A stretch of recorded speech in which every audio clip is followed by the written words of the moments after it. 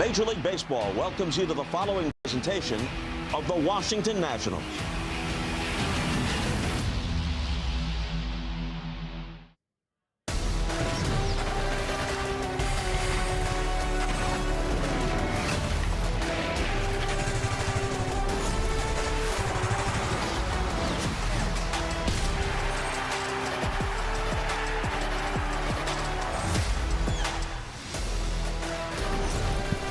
On the heels of a tough road trip, it is great to be back at home. Nationals Park, the site of this long homestand, begins with 4 against the Rockies, the worst record in Major League Baseball at 50-80. A 4-game set between the Rocks and the Nats starts tonight here in Southeast DC. Welcome in Dan Kolko, Kevin Franzen. Some good news for the Nationals as they start this 10-game homestand. C.J. Abrams back in the lineup. He will be the designated hitter today and be the leadoff guy after missing the last 4 days with a sprained ankle. So that is certainly a plus, and it's also a plus to get Cade Cavalli back on the mound, Franny. This guy is continuing to emerge as one of the best pitchers in Major League Baseball. Yeah, it's Cade Day. Cade Day. Cade Day. And I'm okay with, having those days where you know that your number one's going up and giving you a chance. Like, no matter what, he's going to toe the slab, and next thing you know, you're going, oh, we have a chance, boys. We have a chance. Why? Because this guy has been dominant. And I'm talking to the point of you watch this, and everyone is starting to really recognize this. You see the 30% strikeout rate? That's a big factor. But he's doing it pitch efficient.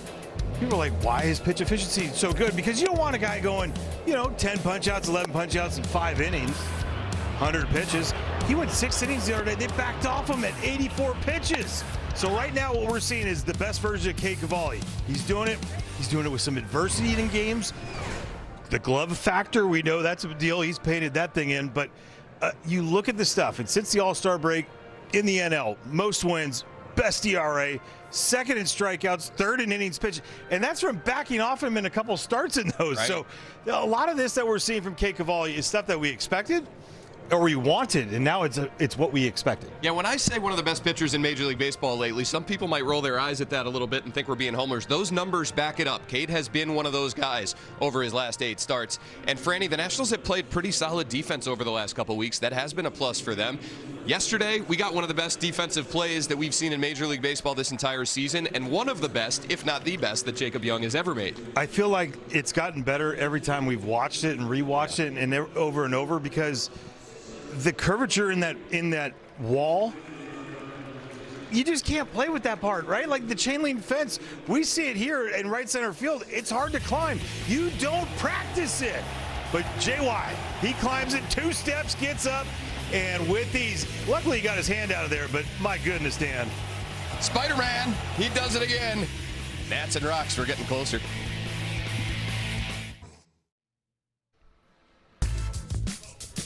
Nationals Baseball is brought to you in part by the National Fire Protection Association. Safety doesn't happen by chance. Boy, is it a beautiful night here along the banks of the Anacostia. Let's check out our Liberty Mutual Insurance field coverage. The Nationals' remaining home schedule.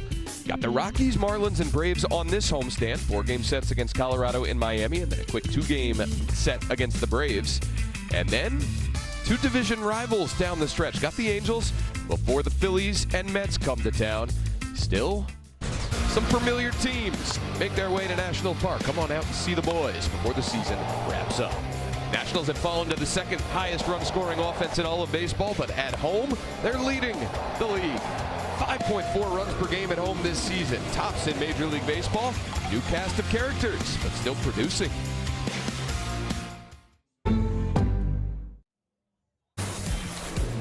Well, the last time the Nats and Rockies played wasn't too long ago. The Nats 11-21 since.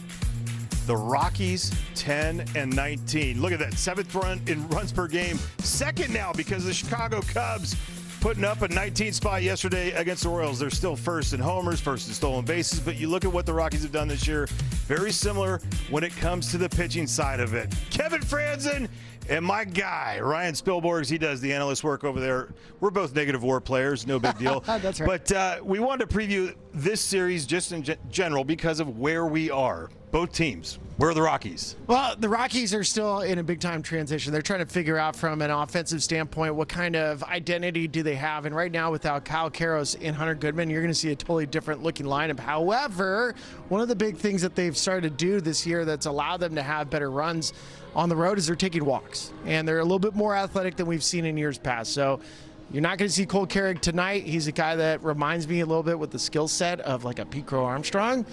But there's a lot of room to grow. There's a lot of room to grow for the Rocks. And you look at the Nats, and the whole thing is centered around the trade and everything that's gone on as far as trades and then injuries, and that's a part of it. So I wanted to get into that with Hunter Goodman. Not having Hunter in that lineup, and that was a serious threat. A guy that's been in 30-plus homers back-to-back years now, and looking for 40 this year. He's on the IL, shoulder strain, I believe, right? And you're seeing how this team is now. They're not as good without Hunter Goodman and not without Kyle Karros. And in the case of Hunter Goodman, he had a legit shot to get to 45 home runs. That would have been a National League, tied a National League record with Johnny Bench. And he really has that type of power. When you're seeing a team without a key piece, like a James Wood, it forces the rest of the lineup to do things that maybe they weren't doing earlier, or it exposes some of the deficiencies. And in the case of the Rockies, it's not taking longer at bats. It's not slugging for power in different portions of the lineup. So you become a little bit one-dimensional. He is a big James Wood fan. Without James Wood, it's a glaring difference in this lineup. And then Curtis Mead, I always bring it up. Those two saw 37 pitches combined a game. And not having those two now in the lineup has really hurt them. All right, so as we move forward into the last 5 weeks of the season, what's the biggest thing for you? Not only about the organization, because the organization-wide, they'll have their, but for Ryan Spilborghs, what is the number one thing you're looking for in growth? Well, you know, this goes for the Nationals as well. You got two very young cores of position players. This is where guys run into the wall. That first-year wall, we're seeing it with TJ Rumfield. You're seeing it now with some of your guys. I think for me, as you learn to play meaningful baseball in September, is matching the team that you're facing with that high energy. That's hard to do for young players when you're out of gas. So that's something that the Rockies have to figure out. They're going to be playing pitchers and seeing pitchers like a Cade Cavalli tonight, where if your legs aren't underneath you, it's 10 punchies. So we'll see. And no one is matching our energy. Thank you, Ryan Spilborghs, for joining us, because we are getting set for first pitch. Rockies, Nats, coming up next.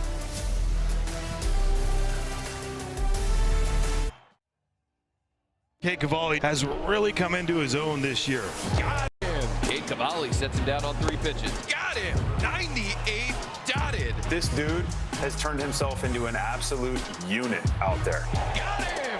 8 innings of 1-hit ball for Cade Cavalli. What an outing. You need to be thinking about Cade Cavalli's name in that National League Cy Young Award voting. Swing and a miss. Cavalli's got 99 in the tank. Because this dude kind of announced his presence with authority. Yes, he has, announcing his presence with authority. Cade Cavalli looming large over Nationals Park. He's looked that big lately to opposing hitters. And it's Cade Day. Start number 28 for him this season on a picture-perfect evening in Southeast D.C. 81 degrees, slight breeze in from left field. And here comes Cade. 11-5 on the season, a 3.22 ERA. Ready to face this Rockies lineup. Only 2 true righties in there for Colorado. That would be Connor Norby, who they acquired at the trade deadline, and Ezekiel Tovar, their shortstop. It's a lineup that's averaging 4.75 runs per game this season, 7th best in Major League Baseball, 18th in homers, 4th in slug. They swing a lot, and a couple lefties up there in McCarthy, Moniak, and Rumfield. Put up solid numbers, and solid numbers against right-handed pitching. Well, for Cade Cavalli, his 28th start of the season. That's a huge number, and many are probably wondering about, like, why did they take him out? Well, a couple heavy workloads the other days, or for the past couple of starts, and you get 84 pitches, you're in a good spot. And you're also looking at the innings, 142 and 2/3 innings. That bump is getting close to where you would say that max for what you want in year-to-year buildup. would be at, 162 strikeouts. But what he's been able to do this year with his pitch arsenal, StatCast 3D powered by Google Cloud, has really taken his game to a different level, because really you're going to see the four-seamer, knuckle curve, the sinker, the sweeper. What's not thrown in there, because he's thrown it a lot now though, is that cutter. And that cutter has been a big deal. The changeup is in there too, and that is helping neutralize the lefties. How do you neutralize the lefties? That has been a struggle for the year up until, well, let's say around the All-Star break. Well, the defense. Let's take a look at the Nationals defense, brought to you by National Fire Protection Association with Dalen Lyle in left field, the two robbers themselves, and Jacob Young in center. Dylan Cruz out in right field. House Nunez left side. Bibas and Ortiz on the right with Caber Ruiz. He's in the squad. Shout out to Crew. And there's JY coming off a web gem yesterday, scaling the wall in left center at Lone Depot Park. Back out there in center field today.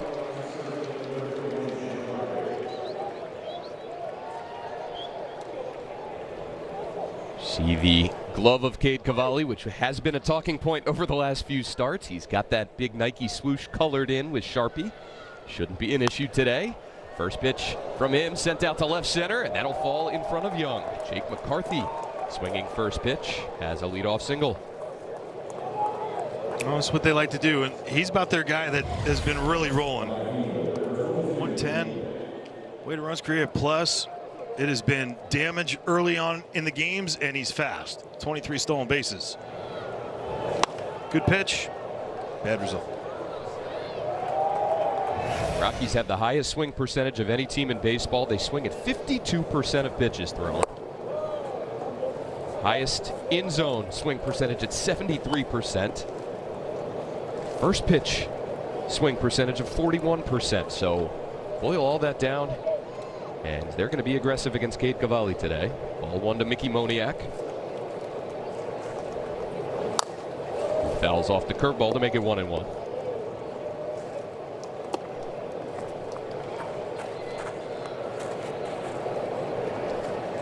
Hiding back there is Warren Schaefer. Second season as the Rockies skipper. Played his college baseball at Virginia Tech. Took over midway through last year after the firing of Bud Black. Popped up left side out of play.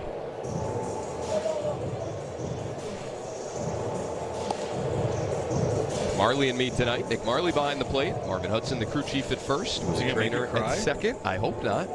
Trip Gibson down at third. Marley and me did. That's a tearjerker. Let's hope he doesn't make you cry.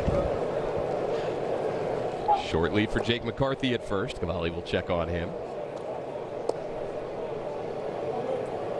Moniak, a former 1-1, taken with the #1 overall pick back in 2016.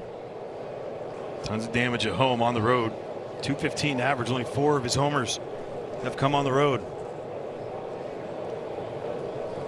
Another check on McCarthy. That throw into the runner.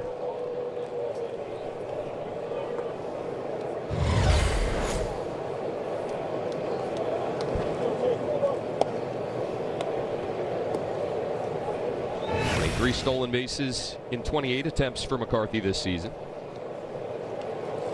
Rockies middle of the pack as a team in stolen bases. He holds as Cavalli misses down and in with the curveball.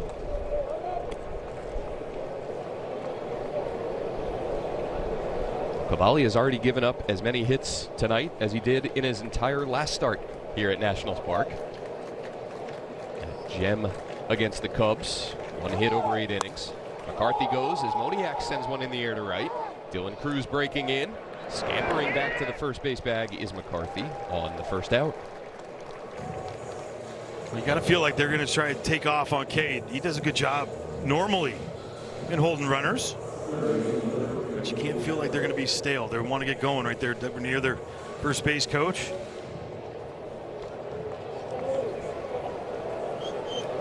Seven and 9 against him. First inning, not much of a problem for Cavalli this season. And has not given up a first inning run since that fantastic start at Fenway Park.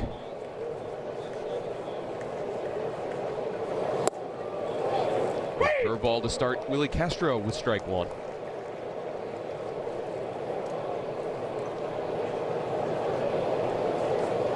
Castro, a switch hitter, an all-star with the Twins 2 seasons ago.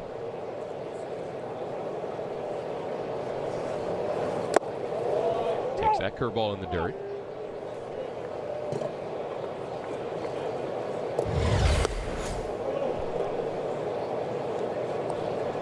That wasn't close. Castro with his 3rd team in the last 2 years. Twins trading him to the Cubs at the deadline last year. Struggled for them down the stretch. Another curveball. 3 in a row from Cavalli, who's ahead of Castro 1-2.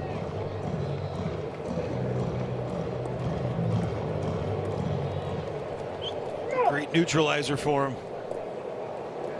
Curveball's been fantastic. Didn't shy away from throwing that pitch at Coors Field back on July 22nd.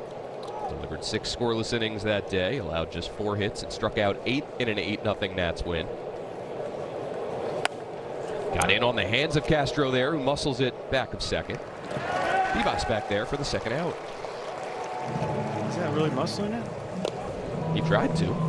It's not carrying there.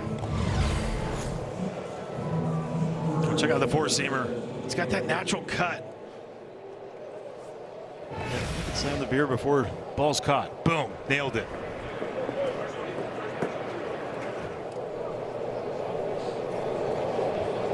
.57 miles an hour off the bat on a full swing.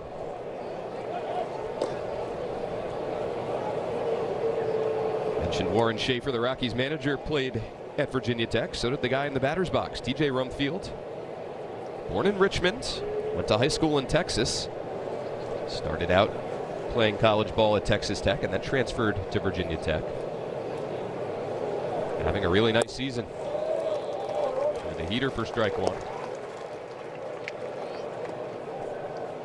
And for a big guy that he is, 13 homers, 25 doubles, only 73 punch out on the year. One of the shortest swings that you're going to see from a big guy, especially. Says that one just past the on-deck hitter. Troy Johnson didn't get him. Yep. Saw it redirect off the screen, but it got Johnson on the way by. You don't see that too often.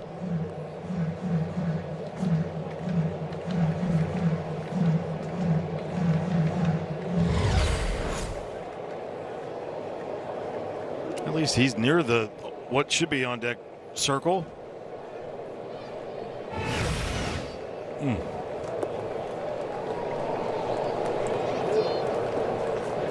I'd imagine you don't expect that when you're standing over there. He's going to take a couple steps further back. More reaction time. Runner goes from first. Pitch in the dirt, and Ruiz can't fire off a throw. So McCarthy now with his 24th stolen base of the season. We feel like all those breaking balls are going to happen, especially with 2 strikes. They chose wisely. It was a great pitch, just as far as not getting a swing, though. Not going to really throw him out on that one. Another 2-strike pitch to Rumfield, who takes the curveball low.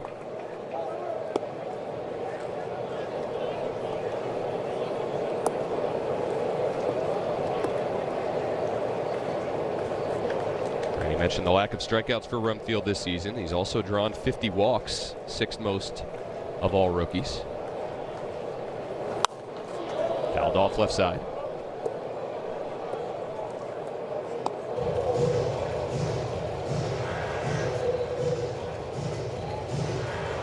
Nationals winning only 1 game on their last road trip. It was started by Cade Cavalli.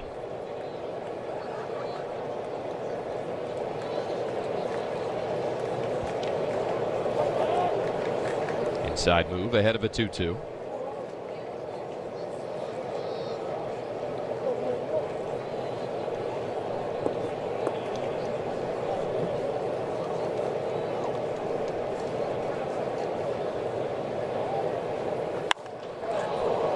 Popped up, shallow center. Jacob Young will drift in to it. And Cavalli works around the leadoff single. A clean first inning for Cade.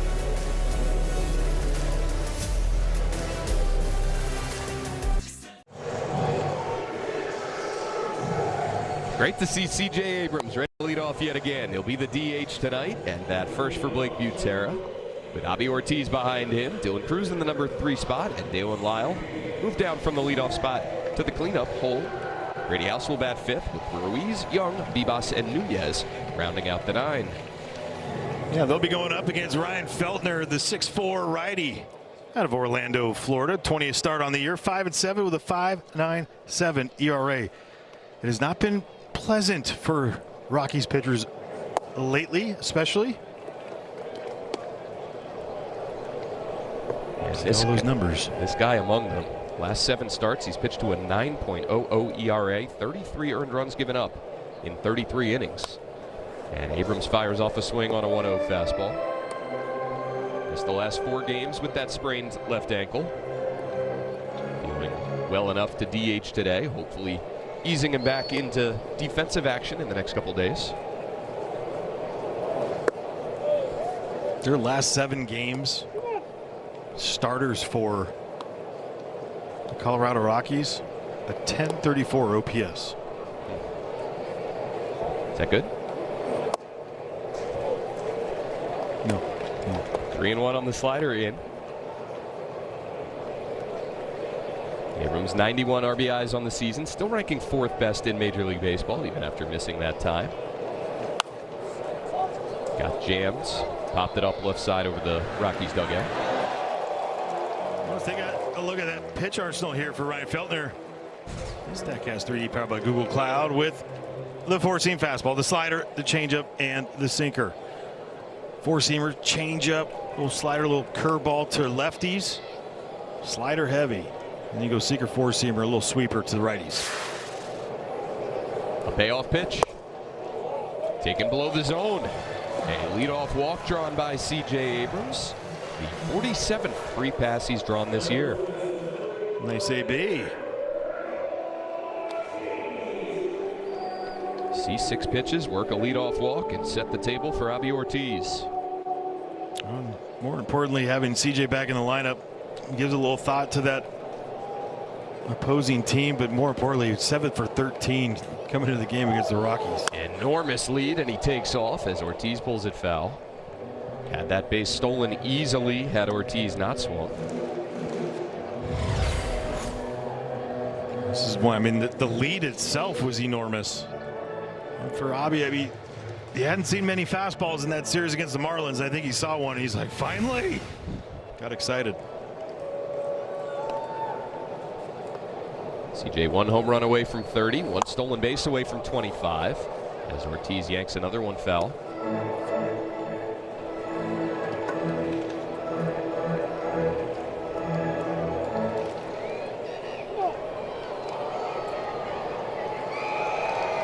Towards the end of the last homestand, Abby Ortiz launching a 3rd deck homer. Had one in the first stop on that 3-city trip, a homer at Citi Field in New York. Quiet on the back half of that trip. Got you. Those are the best. When we watch our guys working with that little shuffle, they shuffle off or they shuffle back. CJ had shuffled back to maybe a half a step off the base. Ortiz chases the changeup. Down on strikes for the first out, bottom 1. And for Feltner, 25, now 26 strikeouts against lefties with that changeup this year. So that's the one that look at with 2 strikes especially. Let's look at the Rockies defense out there with Zach Veen out in left field, Jake McCarthy in center, and Mickey Moniak. He is in right field. Best arm probably out in left field with Veen. Castro, Tovar left side, Norby and Rumfeld on the right, with Brett Sullivan behind the plate. Fastball called, ball 1 to Dylan Cruz.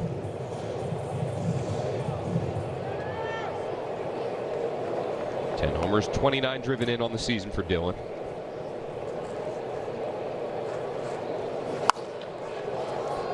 Popped up down the right field line. Moniak towards the sidewall. He can't get there, and it's out of play. And we've talked a lot about the struggles at times that these Dylan Cruz, Dalen Lyle have had at moments. I feel like the struggles of the starting pitching by the Rockies of late. This is their time.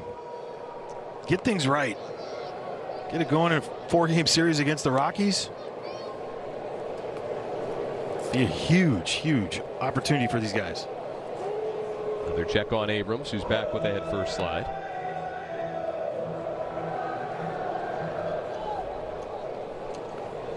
That strikeout of Ortiz, only the 65th of the season for Feltner. K rate of 15.7%, 7th percentile in baseball. And he is focused on C.J. Abrams.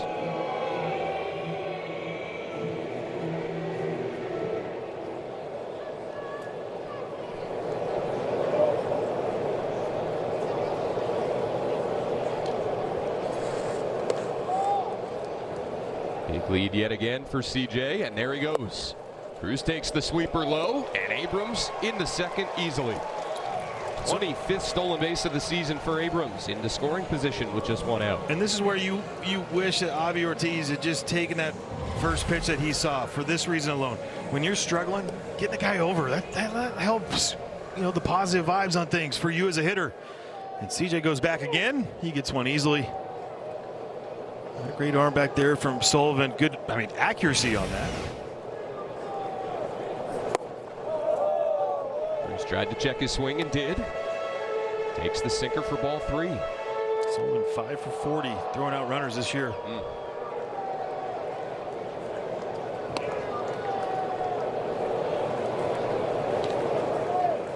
The 3-1. Called strike 2.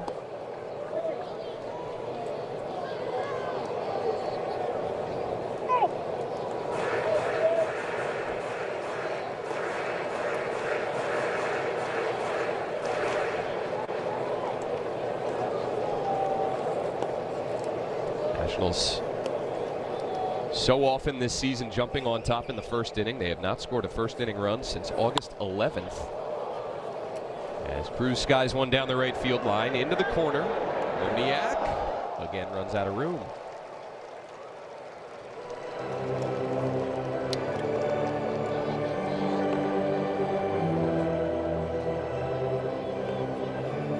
They've gone down away at the corner, they're down in at the corner, they've gone up and away at the corner.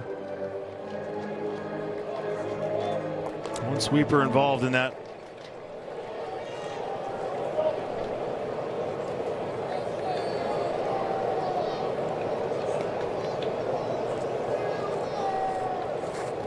Seventh pitch of the AB is taken for ball 4.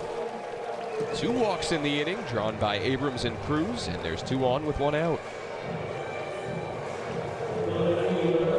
Nicely done, good AB. Clean it up though for Dalen Lyle.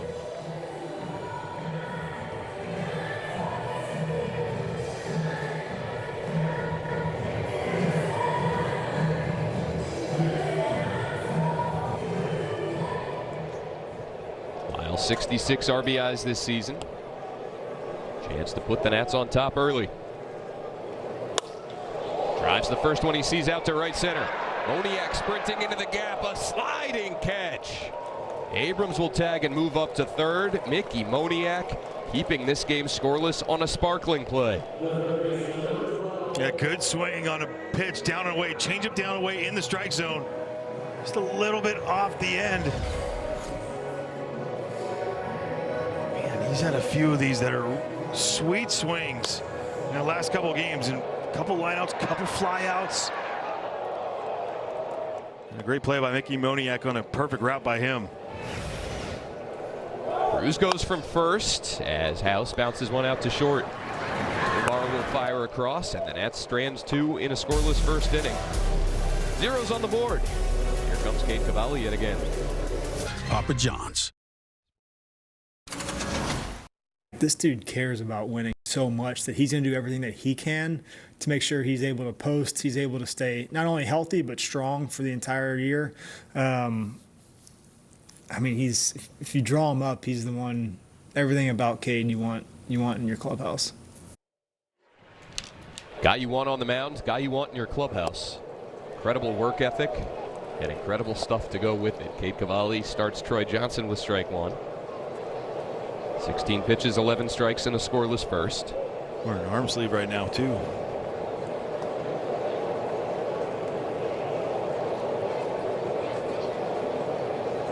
Yeah, after getting hit by that foul ball, standing in the on-deck circle last inning.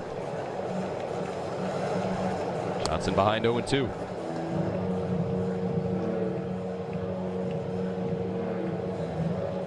Cade over his last 2 starts, 14 scoreless innings, 4 hits, 21 strikeouts.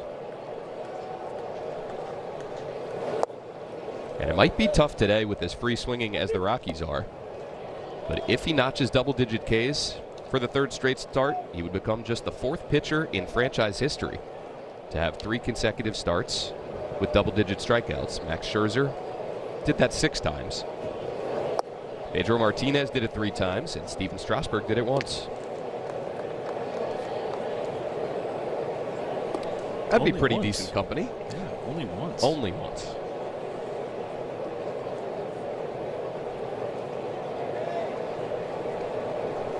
From 0-2 to 2-2.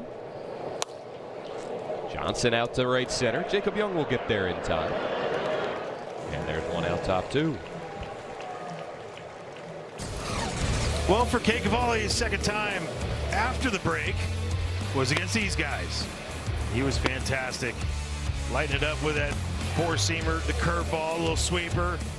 Not throwing the cutter as much in that game, but it has picked up quite a bit. So many different looks. Got him. Edouard Julien.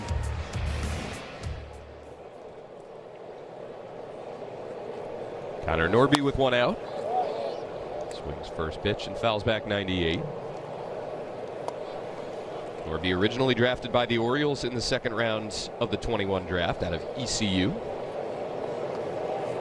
Acquired with Kyle Stowers by Miami in the Trevor Rogers trade.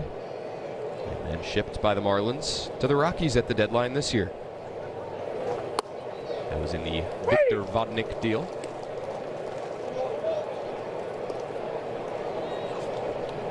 Norby behind Cavalli 0-2. Love to see it. Just a lot of 0-2 so far. 2 strikes, get to race to 2. Who cares what happens after that? Just get soft contact, strike him out.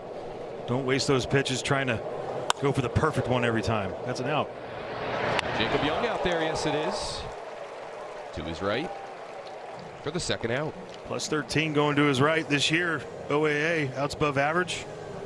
And a lot of that is because the way that he sets up in general is very deep, so you can't see him on there, but he cheats normally that way.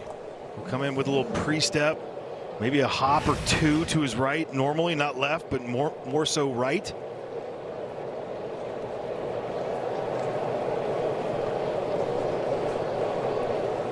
He has snagged the first 2 here in the 2nd inning. And 3. Make it 3. Johnson retired on 1 pitch and a quick 2nd inning. Cade Cavalli.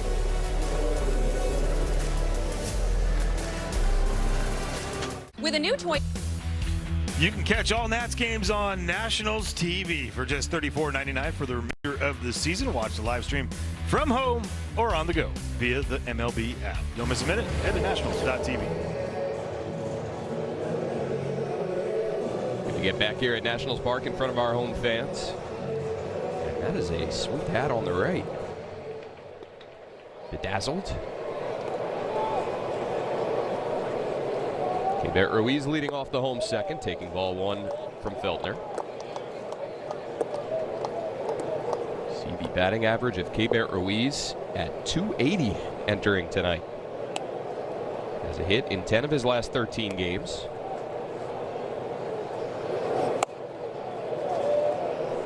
Batting .395 in that stretch, 7 RBIs, 6 walks.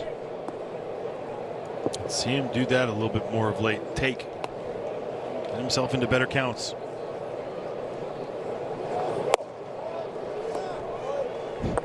Reno.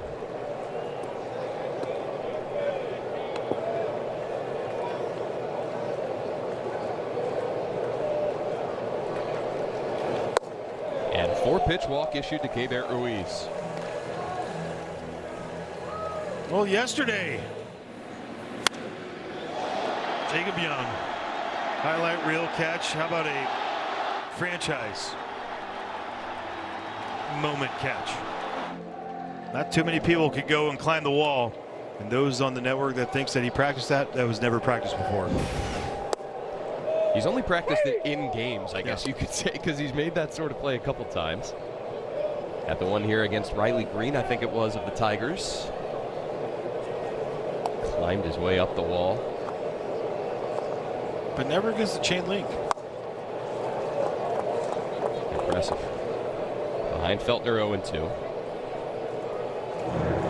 I asked him earlier today to rank his top 3 catches that he's ever made. He's got the hacky sack catch as number 1. Level of difficulty? And just uniqueness, I think. It's his favorite. He puts yesterday at number 2. And he puts the one robbing Will Benson over the center field wall with that long extension of the glove arm at number 3.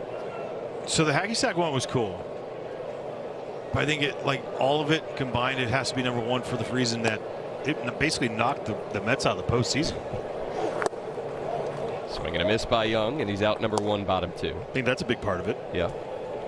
Impactful. But if we didn't do the impactful ones, I'm going yesterday's catch based on the fact that it was the chain link, the fact that he had the chance to slip on it, and he held on a little bit by his fingers at the end. And this is the one last year, Will Benson. He timed this one up so perfect.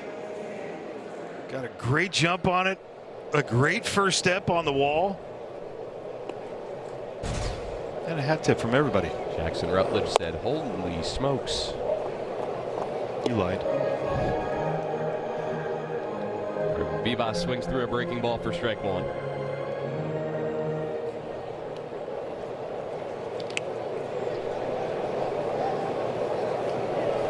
Three walks issued by Feltner.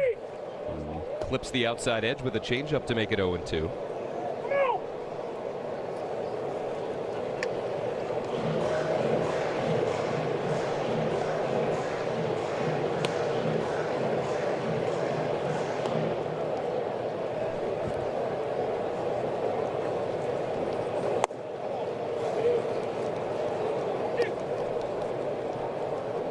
Feltner, parts of 6 seasons with the Rockies. 4th rounder out of Ohio State back in 2018.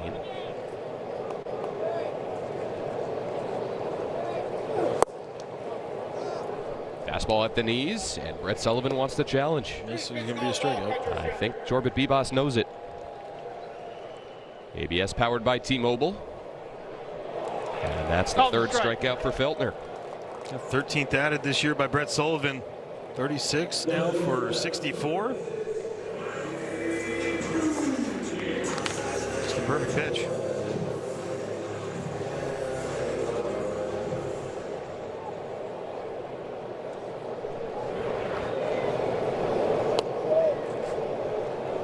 And aboard, 2 down for Nunez. Waves it a slider well inside. I feel like Caber could get a bag right here if he wanted.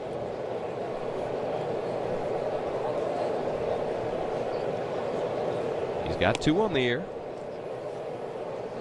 Just past the cut of the grass. Nunez rolling one over foul.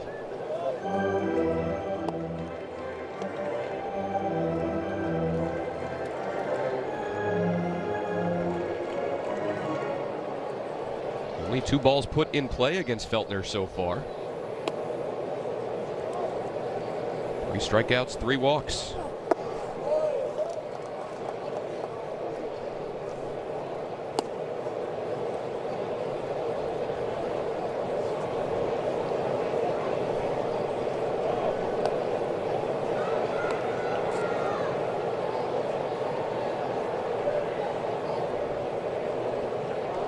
Oh, 1-2 to Nunez. Popped up, out of play. That changeup's giving him a little bit of a problem right now, just based on change of speed. It's not crazy movement. It's almost like a hard two-seamer, if anything.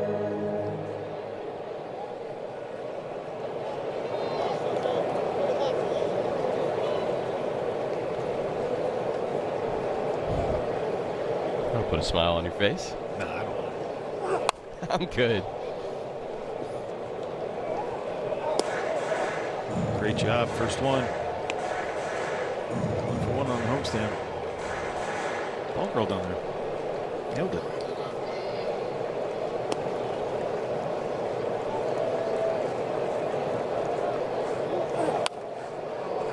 Nunez a full swing pop up out to short. Tovar has it, and the Nats strand another in the second. After a huge... Welcome back to Nats Park for the top of the third inning. Scoreless tie between the Nats and the Rockies. Well, Dan, you guys have been talking about the catch heard round the world, Jacob Young's wall-climbing catch in Miami last week. And I asked Dalen Lyle, the left fielder, about that today, just what his perspective on it was. And he said, I was screaming, wall, wall, wall. And then I realized this guy knows where the wall is. But Dalen called it the catch of the year in baseball, in his opinion, and that he has learned so much from J.Y. defensively in his time playing in the outfield next to him. And Franny, remember, he's been an outfielder the whole time with the Nats, but he played second base at Florida. So this guy in pro ball's been an outfielder, but just making unbelievable catch after catch. And I would rank that one number one if it were me. All right. We got second base is only for the men there. You know what I mean? Like tough guys. That's why he plays center. Shoved him out to the outfield. Yeah. Thank you, Eric. Great to have Eric Bach with us over the course of this series as Alexa Dad takes a few days off.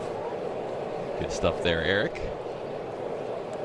Zach Veen leads off the third for the Rockies. Swings at a Cavalli curve to make it 0-2.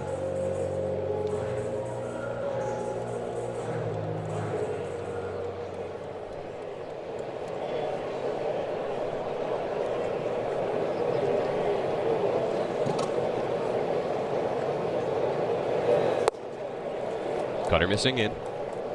Zach Veen came on the scene a couple of spring trainings ago.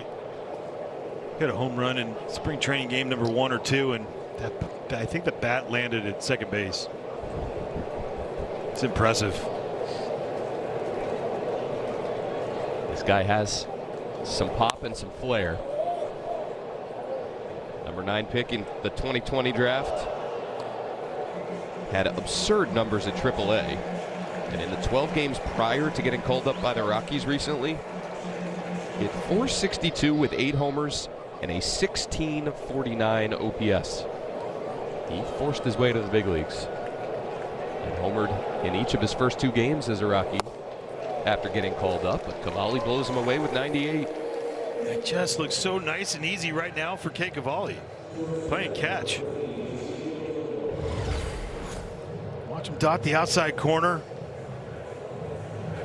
It's almost, with Cade and his fastball, it's virtually like just be in this vicinity right here. I'll set up more middle. If I'm Cabert, then we'll let that natural run or the ride that he has at times just take off. Let it eat. Ball 1 to Ezekiel Tovar. You look at the starts before the All-Star break for Kate Cavalli. 781 OPS lefties against him. Since then, it's 585 post All-Star break. Wow.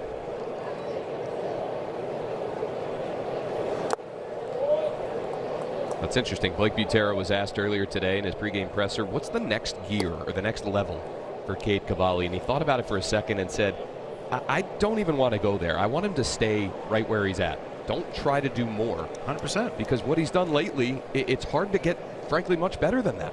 No, and if you try to do more, what happens? You become less pitch efficient. You try to throw, you're trying to strike everybody out from pitch 1. He's not doing that. He's trying to go early contact. He's averaging 16 pitches an inning. It's nuts. To be a strikeout pitcher the way he is and to be at 16 is just, it's the chef's kiss. This is in to Tovar, 3-1.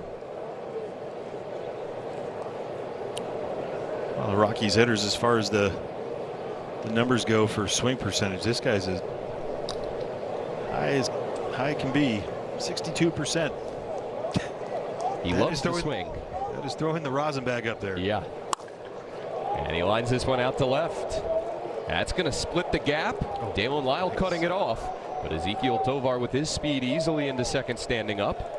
A 1-out double for the Rocky shortstop. Don't sleep on that play by Dalen, cutting that ball off from getting in that little nook over there in left center field.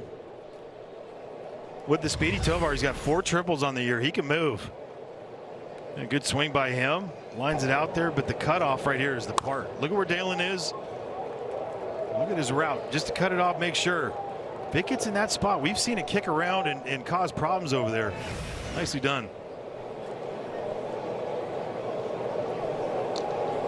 Second hit for the Rockies tonight.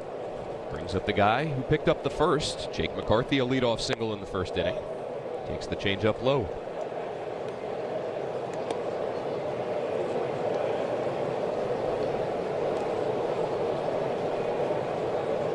McCarthy played his college ball at UVA. Oh, we were in Colorado. We were talking about his high school football numbers and the records that he set. It's still like, it's baffling. You just type in Jake McCarthy, and it goes Jake McCarthy football stats high school, and you're like on Google. It's amazing. Great baseball sky tonight. But another guy that he had a really good run with the Diamondbacks at times and just didn't find the consistency there. And there's a freedom of going to Colorado and getting that opportunity. And everyone's like, oh, it's only about playing there. You're like, okay, but got to get opportunity to do it. Low strike one call, and he wants to challenge Nick Marley. 3 for 3 now. This is a bad one. Not by him, by Nick Marley. ABS powered by T-Mobile. Pitches ball, Colorado has 2 remaining. He just wanted to get fast. He was so fast on that one to say, pitch strike, Colorado. If you get through it without taking a breath, then nobody hears you. Nobody hears you. It's like it never happened.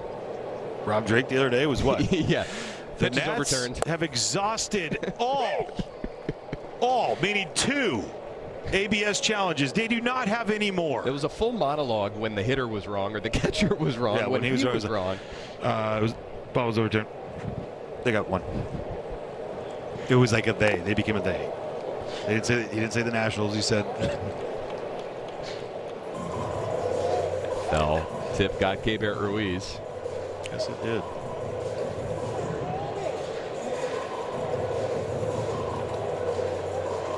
Well, you mentioned McCarthy maybe not getting the opportunity to really excel lately, the more recent years with the Diamondbacks. Just 67 games with them last season.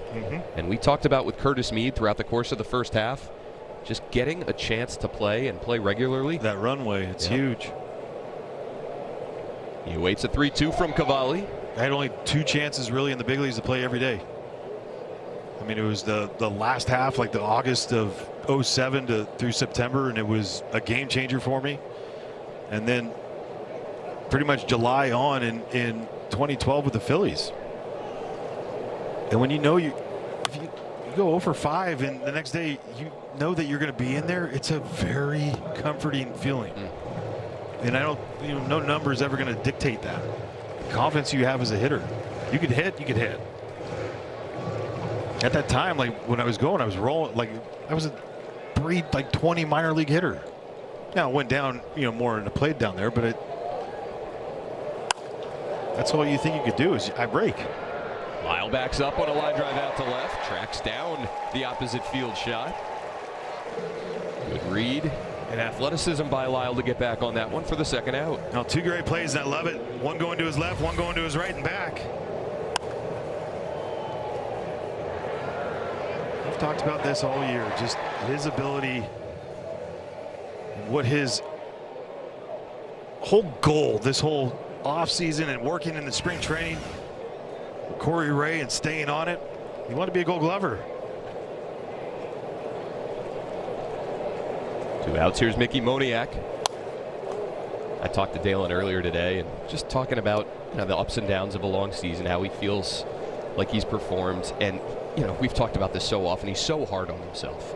And he did admit that his offseason goal of getting better defensively, he's really proud of himself for accomplishing that and making such strides. And I said, so what's next? What's the next goal, the next thing you really want to improve on? And he said the mental side of the game, that he wants to give himself some grace. He wants to not have one tough at-bat and have it affect the next one, or have a bad day and let it affect the next He's young. day. That's the thing, is he's young and he's ambitious. Very. Just giving yourself a break a little bit. The 0-2. And Moniak down on strikes. Cavalli buries the curveball down and in. 2 strikeouts in a scoreless third. See if the Nats bats can come to life in a scoreless game against the Rocks. C.J. Abrams against the Rockies this season. Enormous numbers. 3-game series right out of the break at Colorado. He went 7 for 13, 3 homers, a double, and 6 driven in. He was the National League Player of the Month for July. And look at those totals. He walked and stole a base in the first inning today. Swings at the first pitch from Feltner here in the third. Fouls it off. Now remember, the sprained ankle was his left foot, so back foot. Seeing how, sometimes when it back foot, you might try to get off it a little bit. Maybe you jump. Looks pretty decent so far. Takes the curveball for a strike. That stolen base in the first inning, his 25th of the year, giving him the first 25-25 season for any National since Alfonso Soriano back in 2006. Soriano went 40-40 that year. But what an accomplishment for Abrams. The power, the speed. He's a stud. Flat out stud. We've been missing it. I mean, it's only been 4 games, and it just felt like it was forever. It's because both him and James being out, they're game changers. Can't get to the high fastball from Feltner, who now has 4 strikeouts through his first 10 Nationals faced. I think it's fair to say that he's been effectively wild. Throwing so many balls, like it's almost a 1-to-1 strike to ball rate for much of the game, and then when he needs to, he dials it up with the perfect pitch. Struck out Avi Ortiz on a changeup in the first inning and starts him with one here in the third.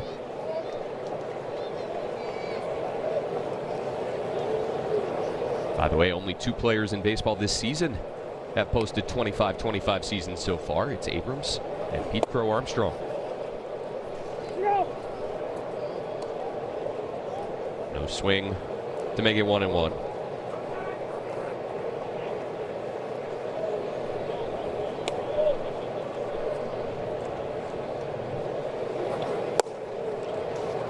Curveball lands and it's 1-2. Just right now, you can just tell he's in between. The way he was out front, trying to jump at everything in the first, and then right there, that curveball is something that I feel like would be in his path.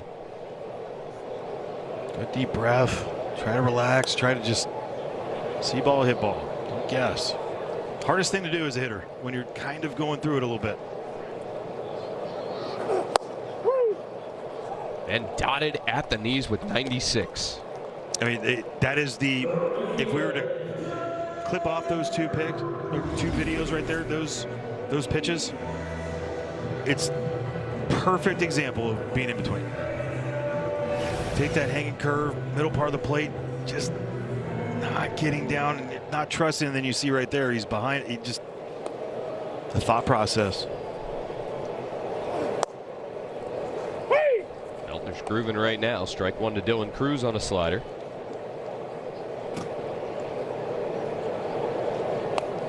Feltner missed most of the 2023 season after suffering a fractured skull on a comebacker. And that one up and in on Cruz, right on cue.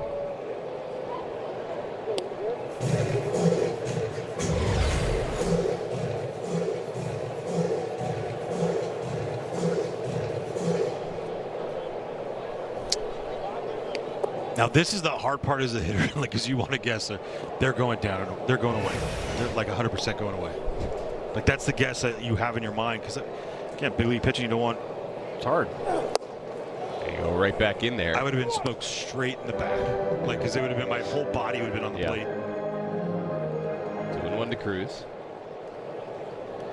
But a good take right there by Dylan, just being on time. Not, I feel like when he's not panicking on those takes, right, way in, he's in a good place.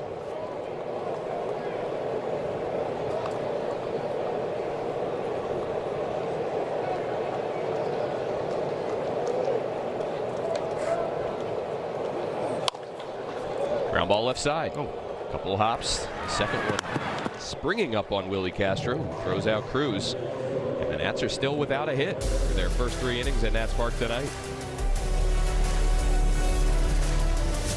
The Pro Code Zach. The 4th inning of Nationals baseball is brought to you by your Washington area Toyota dealers. Buy smart, drive for less, and trade in for more. That's Toyota Portability. See your dealer for a great deal today. Hello, gentlemen. Thank you. USS District of Columbia. High fly ball down the right field line off the bat of Willie Castro. Dylan Cruz looking up, and it hits off the pole. Solo homer on the first pitch of the fourth inning for Willie Castro. His 15th of the year, and he breaks a scoreless tie here in D.C. No, everyone saw that, but same page. Wouldn't you have liked that to light up? Sure. I mean, if it's an opposing team, you could have something that's like it goes black or something like that. Well, again, you're gonna give up homers if you're Cade early in counts because guys don't want to get the 2 strikes against you. And so it becomes about that fastball location right there.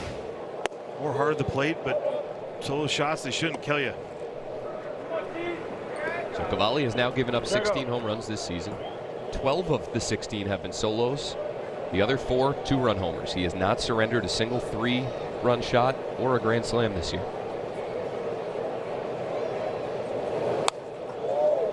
Field fouls back a fastball, 1-1.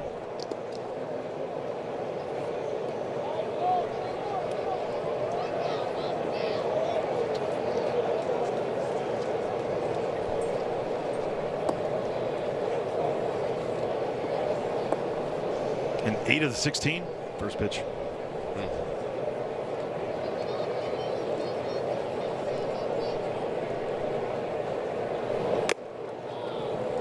Cutter fouled off, 1-2. That was a pretty good run of scoreless innings for him, though.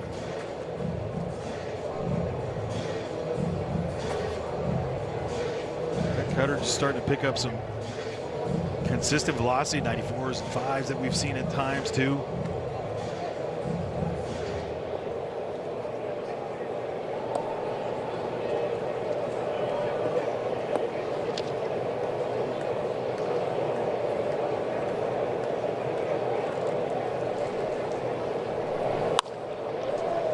Ball right side and through. 2 straight Rockies have reached here in the 4th. The Castro homer and the Rumfield single.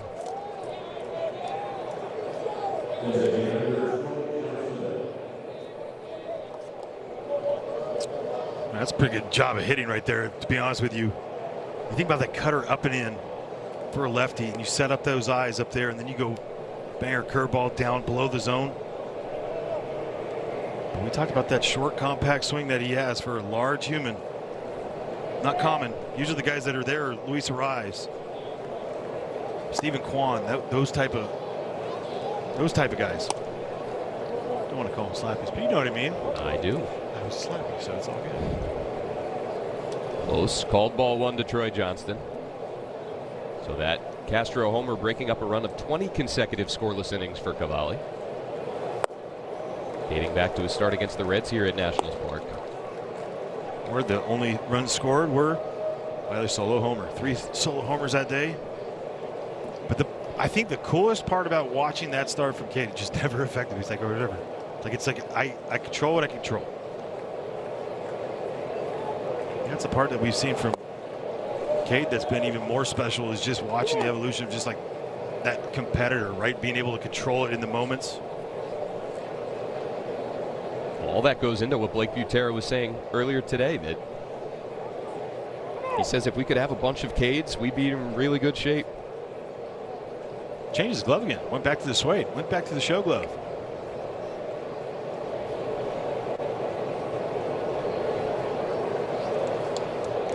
There it is.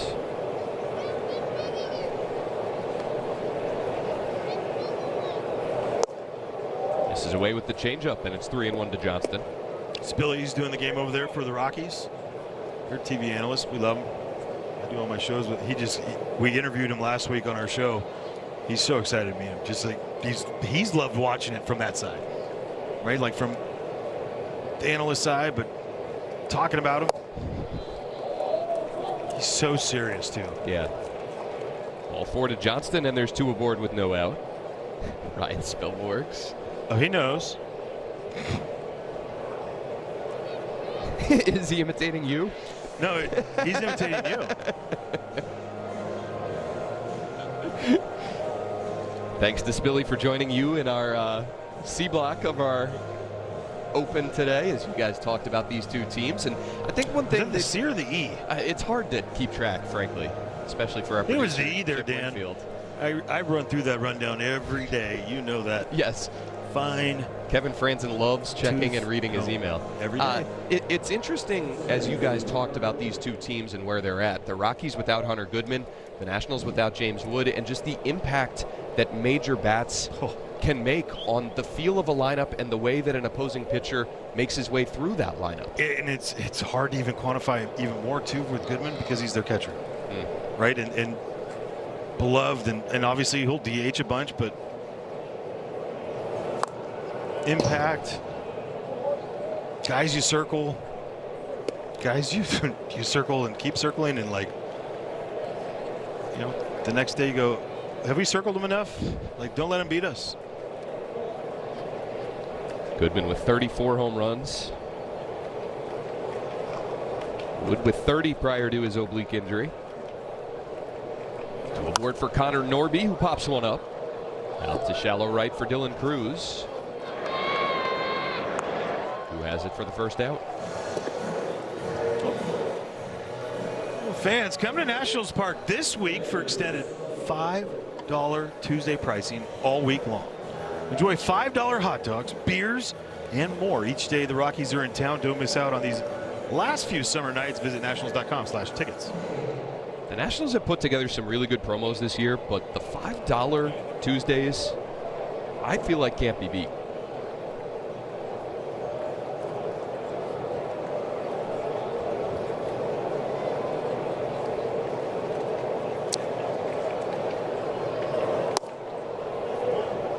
Curveball just misses to Brett Sullivan.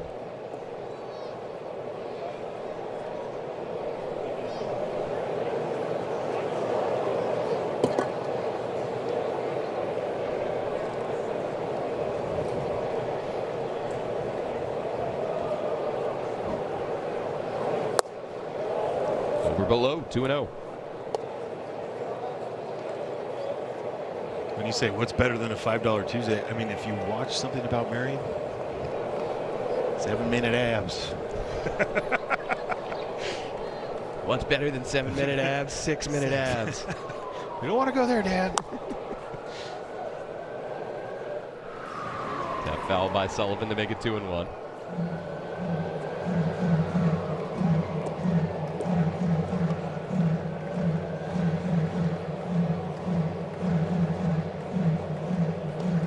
Corn dog situation? Some aioli? Dad's like, can I get one, please? Oh, he's got one. Oh, they all he was got staring one. at him like, hey, I needed that. Family loves corn dogs and they love baseball. Oh, That is severe jamage there, up and into Sullivan. 2-2.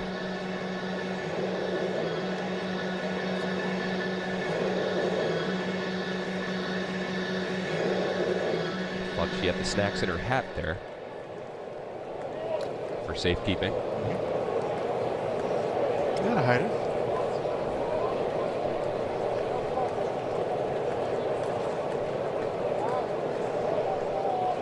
Trail runner Johnston there was motioning to TJ Rumfield out at second base. And Kate Cavalli wanting to make sure nobody went anywhere. A little inside move.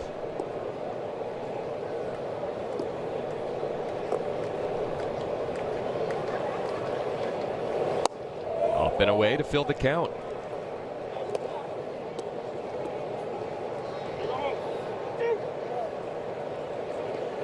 It's already Cavalli's longest inning of work so far in terms of pitches.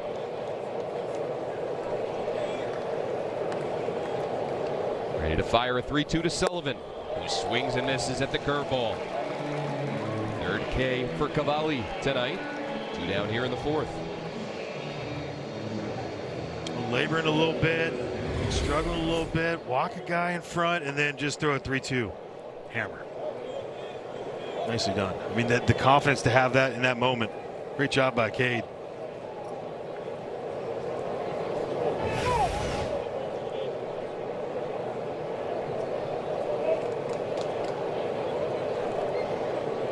And Zach Veen with 2 on and 2 down. Struck him out with 98 last inning.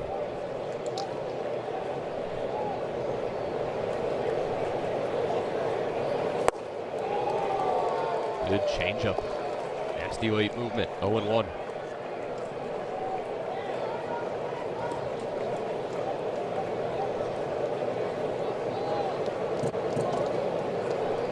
It's now Veen's 10th game with the Rockies.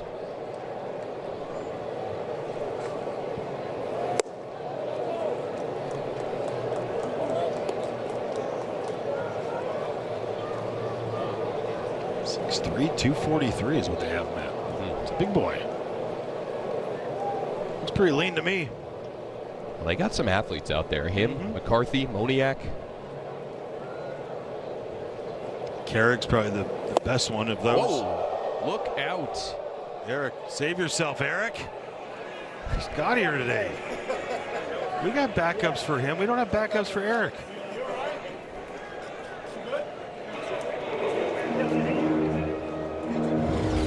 You don't see it go clean down the. Look at this. This is a great vantage point. Dale, get behind Dale. Look out, Blake. Look out, Dale. We were all worried about the manager. I mean, I was worried about the trainer. Look at him. He's the one that was in effect right there. Who gives medical attention to the trainer if the trainer gets hurt? Person that slept at the Holiday Inn. We got to indoctrinate Eric. First game down there, buddy. Of course. Blake Butero was the one that was really in danger. His reflexes were better than mine. That's a good sideline report.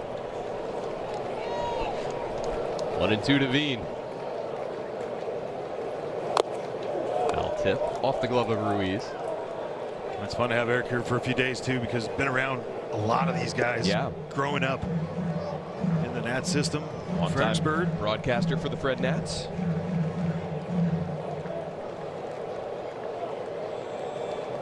Got to reunite with a lot of these guys in the clubhouse on the field earlier today. It's cool to see. Another 2-strike pitch from Cavalli. Misses away. We've seen these before where it's like this inning that he just cannot reel it in as far as his stuff, but then when he needs it, he has that pitch like he did the last time. Like, rarely do we see him have a 20-pitch inning. So very rare do we see him 20-20, back to back. Foul tip held by Ruiz that time. What a job by Cabert on that one. Wow. Leadoff homer, a single and a walk, and then Cavalli shuts the door. Couple strikeouts in there to keep the Rockies only up 1. 27. Well, join Nats Plus for the 2027 season. Become a member September 1st for a pair of custom designed Nike sneakers by Dale and Lyle and early bird pricing. Do the 2027 season your way at nationals.com/2027.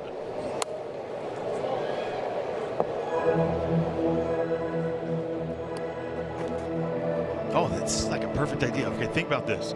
Willie Castro up and in, boom. Next thing you know, let's go. Okay, we're going to go right here. Change up down. He's going to get it. He's going to get it. Dang it, Slider down for strike 2. Did you look at that? The 2 spots, up and in, down and in. They're working ahead quite a bit tonight. He was at what?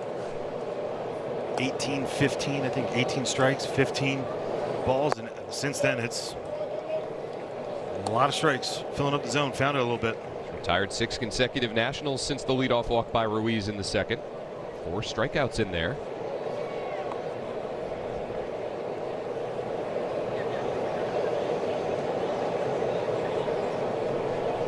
Wait, that's time. And that's a pitch clock violation.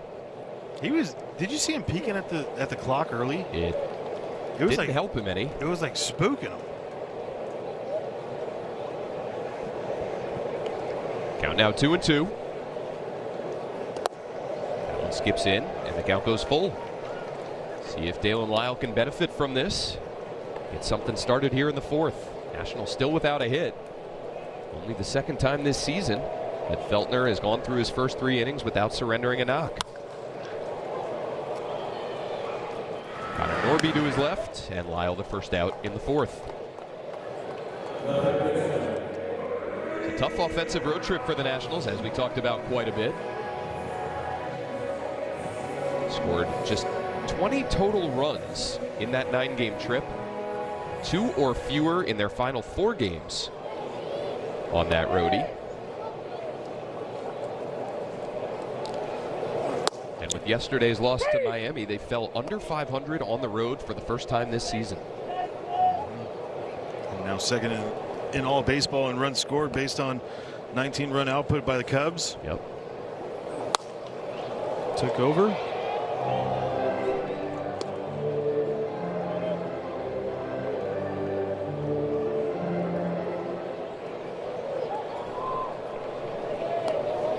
Brady House behind 0-2.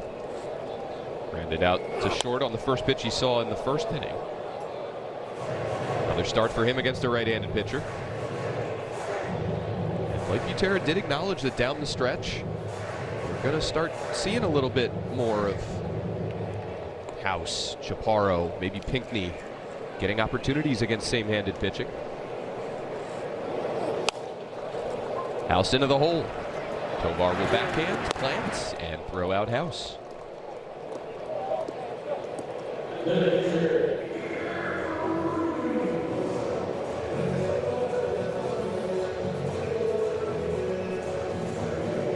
Eight straight retired by Feltner, who now will face Keibert Ruiz.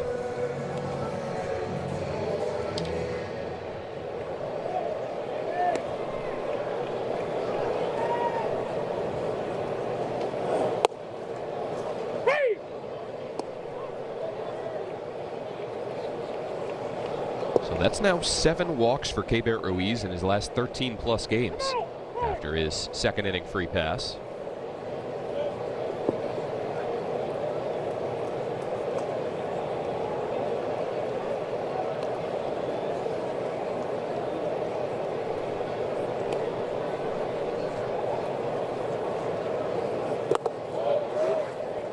He's been doing a really good job trying to identify. Doesn't mean it's going to always end up in hits or hard hits or whatever. He's still going to have those moments, but giving himself way more chances been in hitters counts. Not just 0-0, but 2-0, 3-1, 2-1.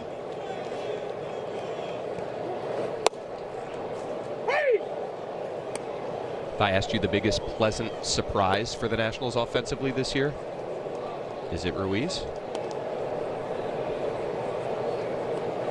Yeah, I mean now. Yeah, for sure. I think we know where it was earlier with Curtis Mead because it was an unknown. Yep. Really, I mean.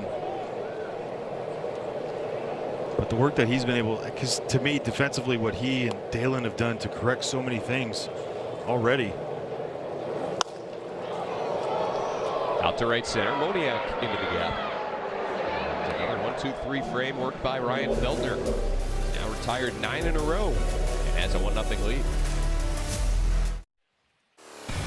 Well, the inning for Cavalli last inning started off bad. Homer, single, and a walk. And then he gets Connor Norby to pop up right there to Dylan Cruz, and then gets a punch out and a punch out back to back.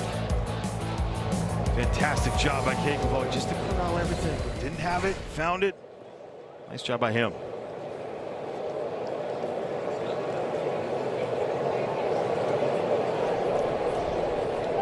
Has not found himself trailing too often of late. He is 1-0 here as he retakes the mound in the 5th. 69 pitches through his first 4. Ezequiel Tovar ripped a double to left center in the 3rd inning. He'll be followed by McCarthy and Moniak. This one squared up as well. Pushing Jacob Young back, way back, and it's out of here. Not even JY can bring that one back. Ezequiel Tovar gets to double digits in homers this year. Second solo shot for the Rockies tonight, and they lead 2-0. He looked like he was close on that one, huh? Never rule it out with Jacob Young these days. No, you don't. A little sweeper that hangs at the top of the zone.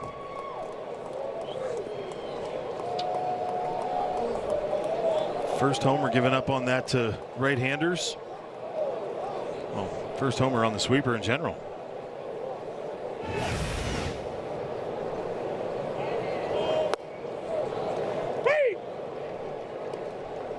Curveball lands to Jake McCarthy. It's been a tough year for Tovar, offensively and defensively. Having a big night already tonight.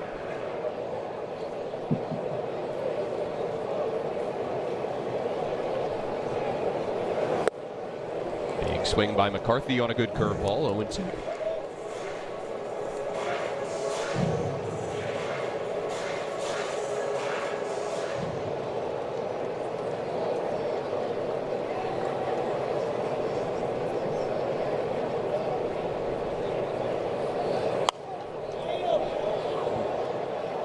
Spoil job trying to just flick it foul.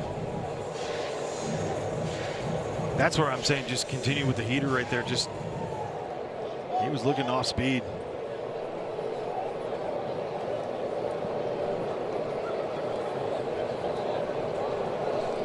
McCarthy 1 RBI behind Goodman for the team lead. Takes a fastball right at the knees for strike 3 and wants to challenge. It was beautiful, perfect pitch. First pitch called strike, hitter challenging. ABS powered by T-Mobile. And it's Cavalli's 5th K of the night. His first miss of the year. Like I said from the pitch before, just by the swing, he just kind of swatted at it late, emergency hack. He was not looking fastball, and that ball could have been right down the middle of the plate. He was not swinging. Credit Ruiz and Cavalli for going right back to the heater. I mean, I would credit myself because I called it. You know, we're pitch calm. They got you piped in. First pitch swinging is Moniak. Javi Ortiz to his right. Will underhand flip to Cavalli. Beautifully done on both ends. Remember how many times we talked about Alan Roach at first base? Bad throws over there. He would go limp and just go relax. Look at this right there. Just relax. Let it travel. Gets it, and it gets it K early and lets the true athlete in front of Mickey Moniak. The strides that he has.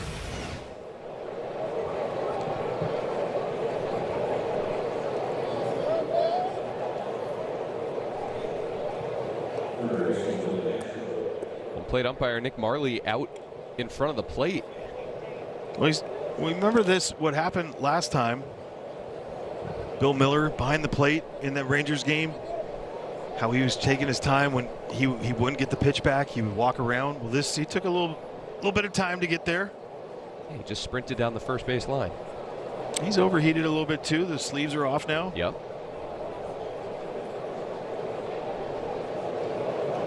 2 down, and here's Willie Castro. Nasty curveball to get ahead of him.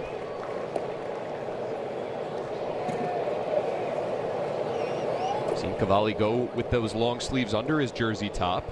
Try and prevent the sweat from dripping down his arm.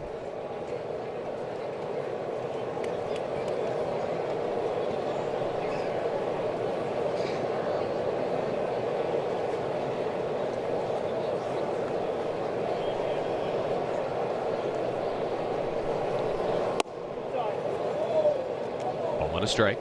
First pitch called a ball, catcher challenging. Not a leverage spot here, but Keibert Ruiz wants to challenge. It's ABS powered by T-Mobile. Call's confirmed. Washington has 1 remaining. I feel like you can see Keibert grimacing under that mask there. That's the one that we don't normally see him do, though. Like, it's usually up, down, right? Early. Yeah. Above the zone, yeah. Flipped foul by Castro, 1-2.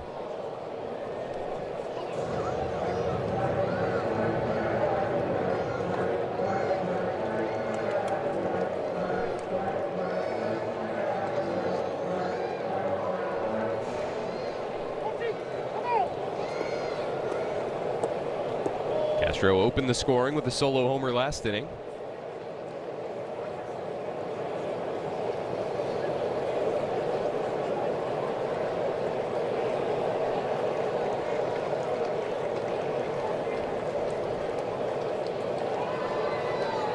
Cavalli's 1-2. Popped up again. Brady House into foul ground. Look out, and he runs up against the screen. Well, a couple good things right here we see from Brady House. Not worried like he was at Citi Field, going back hard on that ball, foul ball. It's a good look right there, nicely done.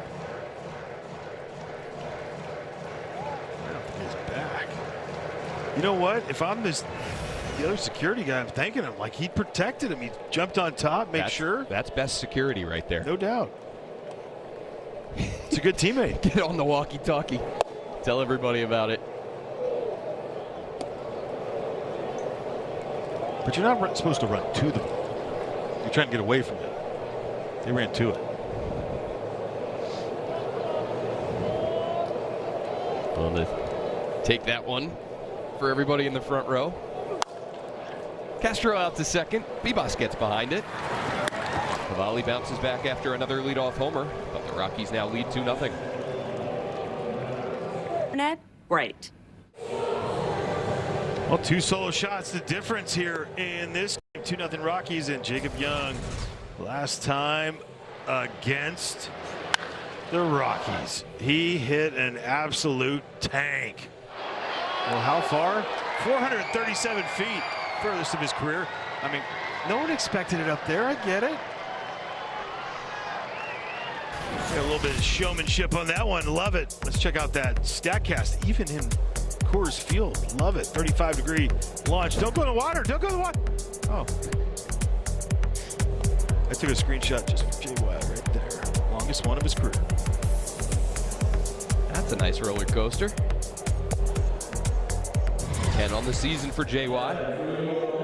He leads off the bottom 5 with the Nationals down by 2. Ryan Feltner has gone 4 hitless innings, but apparently not happy with the mounds.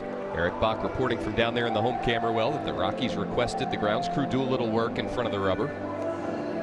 So John Turnauer's crew out after the last half inning doing little repairs. It'll be Young, Bibas, and Nunez for the Nats in the home 5th. Chopper deep in the hole. Laying out his Tovar, and he's hurt. The Nationals have their first hit of the ball game, but the Rockies shortstop still down to a knee. What happened on that?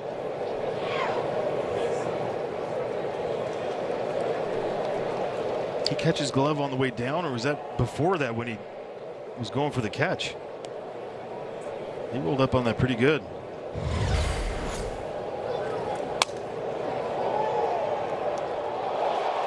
Oh.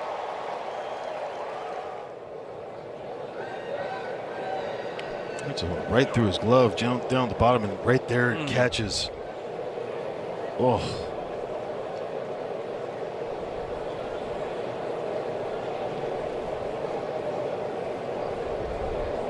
Right there, that's when it becomes a problem. Roll over it. We see that with the outfielders all the time. JY had that bad one. J-Dub had the bad one back in the day. Yep.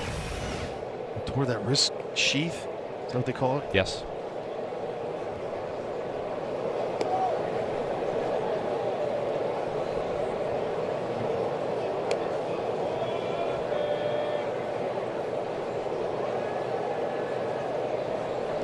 Are going to try and stay in this game.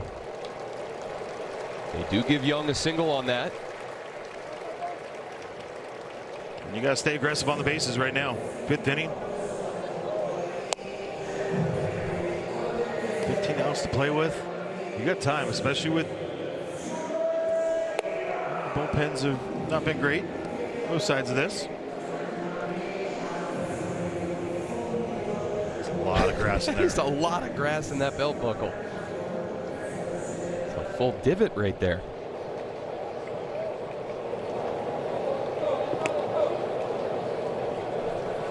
So Young aboard for Jorbit Bibas, who lines one out to right.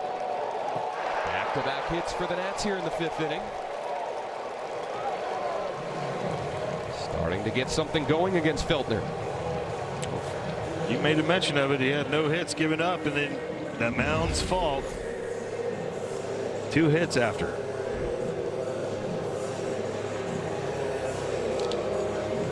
That's the first pitch. We see that often with Jorge Vivas. Sit out there for a nice little knock. We got action. Third baseman Willie Castro in a step in front of the bag.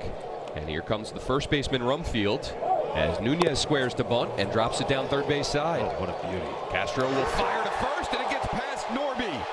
The Nationals will get on the board here. Young in to score. Vivas being waved around. Nunez all the way to third. And it's a little league triple for Nasim Nunez. And the Nationals have tied it here in the 5th. The negative on this whole thing right now is going to be the throw. The focus should be on the bunt in general because he gets out there and we didn't see him trying to run, right? It was bunt, get it down, run. We saw this the other night, caused the problem with Clayton Beater, right? Just get it down. Great job by Nasim Nunez. Perfect spot. Make the third baseman come in and field it, and then you get something like this. Everybody running hard. Nice job by Jorge Vivas to score all the way from first. Oh, play right there. It's a long run for Mickey Moniak. And now a chance for Abrams to put the Nationals on top. They had nothing going through their first 4 innings. Ryan Feltner had retired 9 in a row. Infield single to right by Vivas. A sac bunt that turns into 2 runs. And now the Nats are 90 feet away from leading for the first time tonight. 0-2 on Abrams.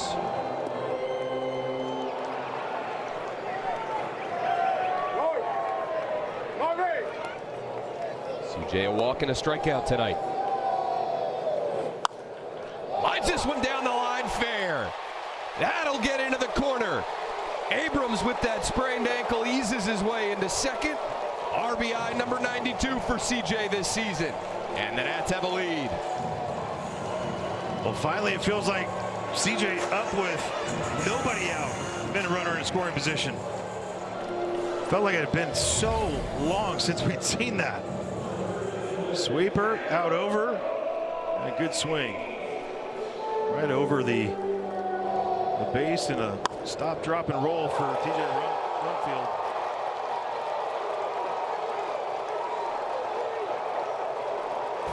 And now Abrams going to take off for third and take it without a throw. Feltner paid him no attention. Abrams ripped his second bag of the night, number 26 on the season. And something has changed here in the 5th inning. The Nats are playing free.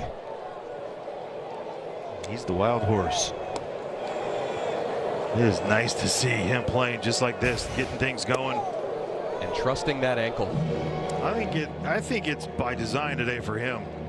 To show her, I'm ready. I'm ready to go. Picks up his first RBI since August 11th against the Cubs. Infield in again for the Rockies as Ortiz goes to get one and fouls it off.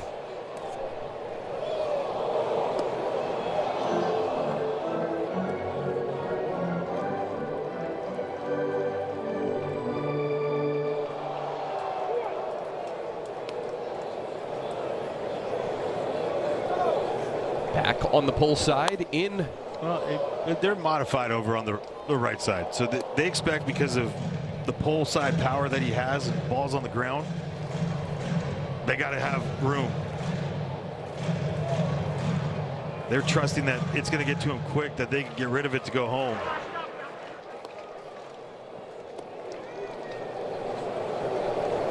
The 2-2. Ortiz pulls it foul.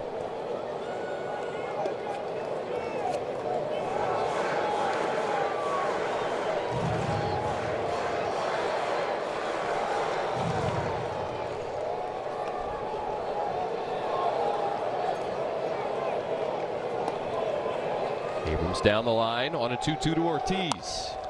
High chopper back to the mound. Feltner has it go off his glove. It'll go through to Norby, who throws out Ortiz. But Abbey picks up his 10th big league RBI, and the Nats have played it 4 here in the 5th. Oh, what a great job by CJ Abrams, good read. Contact play, so the good read is just being ready to go as the ball's crossing home plate. Perfect. Maybe the Toronto Blue Jays wish they had a guy that did that. I think all Major League Baseball wish that.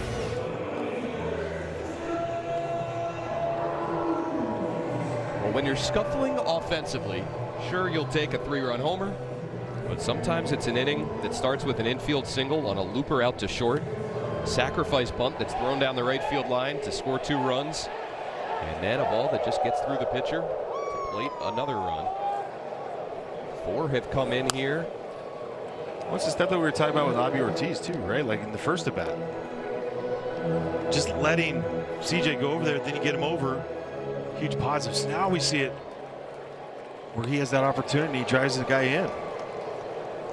You can't look at it as a negative in that for you're looking at you got out, but your team scored a run, you got an RBI. Put one on the board. That's for young guys, like just trying to figure out the wins. Got to get the wins. Oh, and 2 on Dylan Cruz.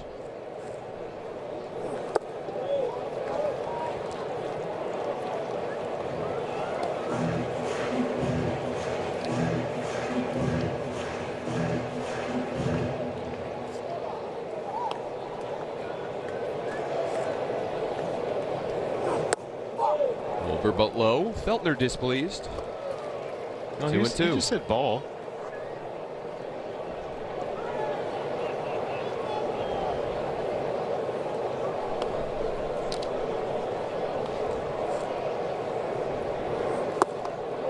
Good change up there. Oof. 6th strikeout for Feltner, and there's 2 down.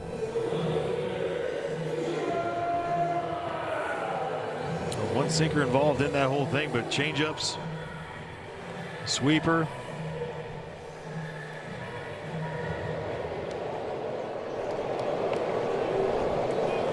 The Nats now lead 4-2, but Feltner has not looked like a guy with a 9.0 ERA over his last 7 starts.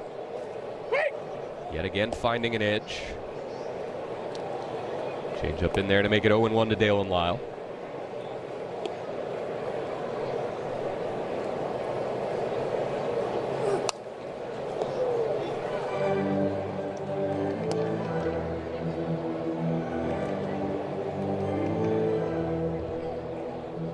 Well, it's been a problem for Feltner deeper into his outings. At least in terms of batting average. Oh, in 4-game sets, right? What is the number one thing? Get into that pen as quickly as he can. He's done a good job to get at least here. Lyle gonna hook one down the line. In an 0-2 count, he reaches, and he's gonna try and stretch it to 2. In with a slide. And Dale and Lyle, after some hard contact that went unrewarded earlier in the game, a 2-out double here in the 5th. Nice job yet again right here by Dale and Lyle. Change up first at bat, off the end just a little bit. It was more corner, this one more middle. He puts it in that perfect spot, takes second base. 25 doubles on the year. 40 for his career.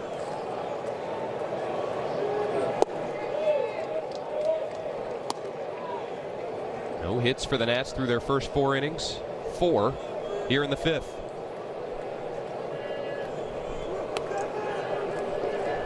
Brady House, 2 groundouts to short. Lyle taking off for 3rd. Oh, that ball is absolutely air-mailed. That had launch angle.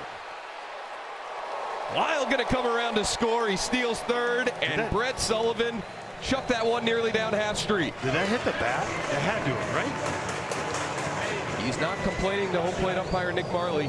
Well, even if it hits the bat, Brady did not step or get in the way of anything. It hits just the tip of the bat right there. I was like, no way he threw that way. I mean, that thing took off. Now House drives one out to center. That's going to bounce off the wall. Another extra base hit for the Nationals here in the 5th inning. That's their 3rd double, and they keep on rolling against Feltner here in this frame. Nice job by Brady. Thing that he does do against righties, he hammers some sliders over the heart of the plate. Oh, 102 off the bat for him.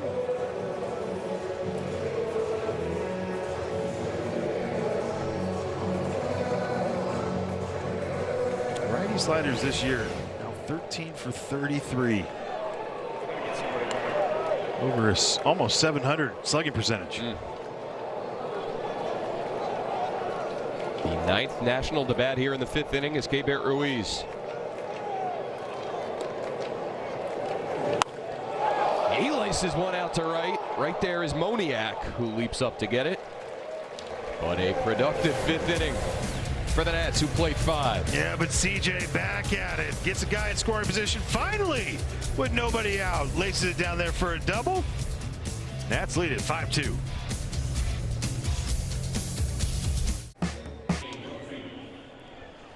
Cade Cavalli back to work for the top of the 6th inning here at Nats Park. And all of a sudden, he's got a 3-run lead after the big 5-run 5th for Washington. Well, I asked Blake Butera today, what's the vibe like around here on Cade Cavalli's start days recently? And he said 3 different people came up to him today and kind of nudged him and said, hey, it's Cade's start day.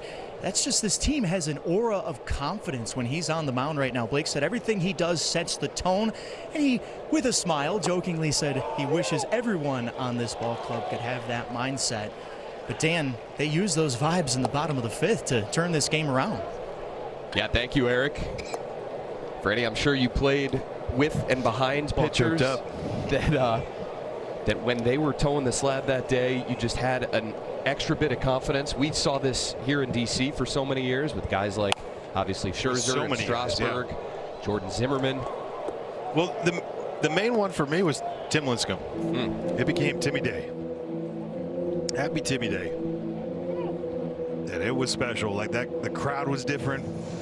If you talk about opponents, Jose Fernandez is the first one that comes to mind, and what he did to that atmosphere, not only in the clubhouse, but for that fan base, right? With the Marlins. Yeah, it's a good point.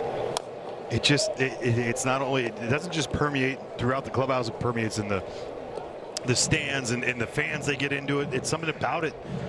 Look, Strauss had it, Max had it. There was days, seasons that Jordan had it, right? Gio. And it's like when they're rolling like that, it's different. Everyone knows. Jump on my back. Doesn't matter good or bad. We're going to find a way. A little extra confidence.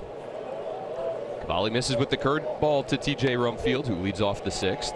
And we showed that graphic there of Cade Cavalli getting so much run support this season.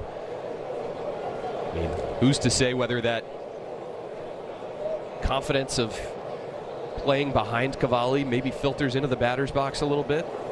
But the Nationals have delivered for him just as he has for them this year. And he strikes out Rumfield, looks towards his dugout after the first out in the 6th. I think he saw someone getting warmed up in there, and he's like, no, not happening. Well, great sweeper right here. Haven't seen a bunch today. It's the first one for me that he really snapped off. He got a strikeout earlier, but that's like at that velocity, the one that he's nailed. And then you have the different look with that curveball. Clayton Beeter got out there towards that bullpen mound before Cavalli took the game mound here in the 6th inning.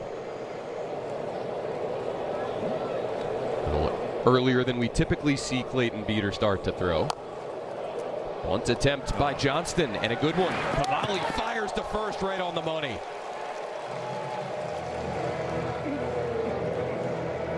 All right, so this is the other part about Cade Cavalli, just straight athlete. You know me, Dan. I don't say that about many pitchers out there. You do not. And this guy, the way that he plays, the way that he can throw, see him throw off balance all the time. He just likes playing. As a third baseman, you talk about having that's your safety net right there. A guy that can cover his ground. Get the foot down, push it down, fire it, had it, baby. Does that allow you as a third baseman to play a step or two deeper and maybe benefit you on some ground balls that come your way? You know me, here comes self-deprecation. I can't take another step or two back there, Dan. Arm, you know what I mean? Not strong. But it gives you that peace of mind that, like, I have a sliver instead of like this whole area you got to take on a bunt. Yeah. So yes, we got there. 2 straight retired by Cavalli here in the 6th. Gets Connor Norby. Tried to check his swing on a fastball up at 99. And able to keep that barrel back.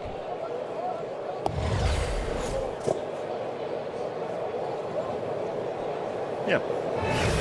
Remember, we're angled a little bit back behind him, so it might look a little bit different.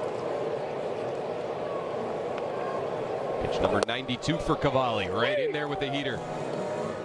1-2. It's another thing too. Cade Cavalli in his first full major league season, pitching deep into August, start number 28, and that fastball velocity has not waned a bit. Oh, got him! Curveball for Cade for his 7th strikeout of the night and his 2nd here in a 1-2-3 6th inning. That's probably it for the big right-hander tonight, and he struts off the mound after another K, keeping the Nationals on top, 5-2.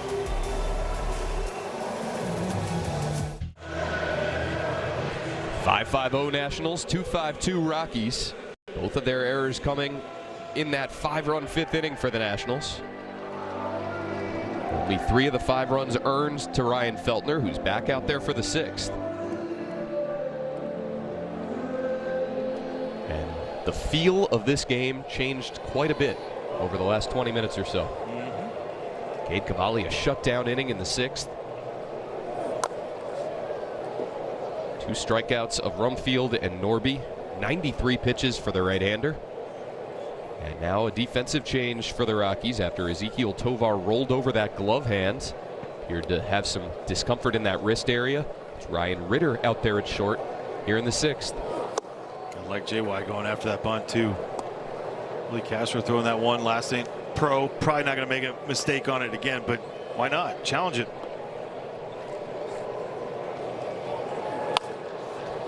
Grounds one down to him. Castro for the first out. That's a pro.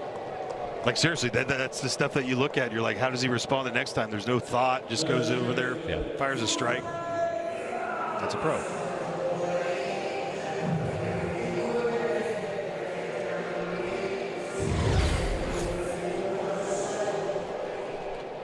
You take an extra step? Nope. All in rhythm. Strong arm. Slider top of the zone for strike 1 to Jorbit Bibas. Got a single to right in that 5-run 5th.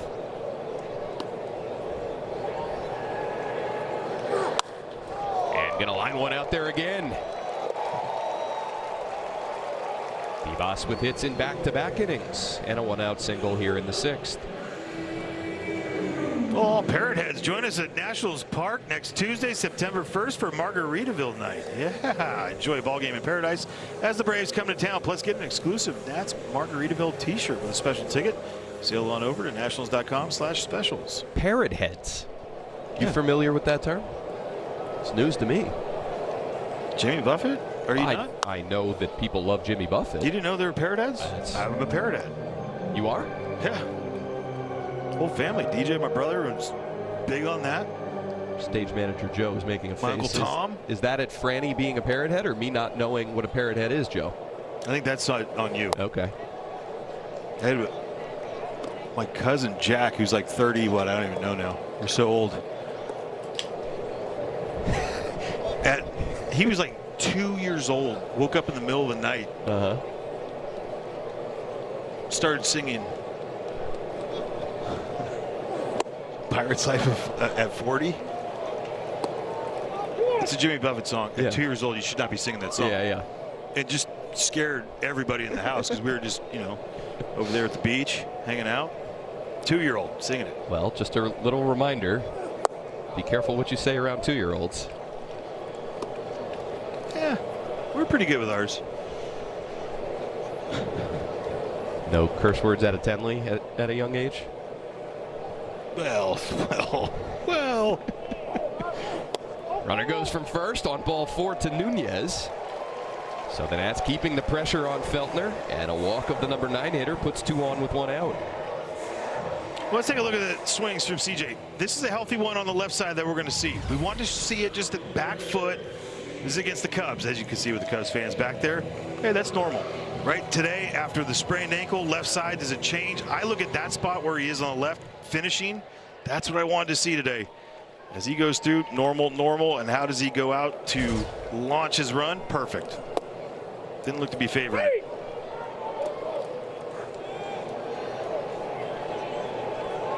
Aboard twice tonight. A walk in the first, a double in the fifth.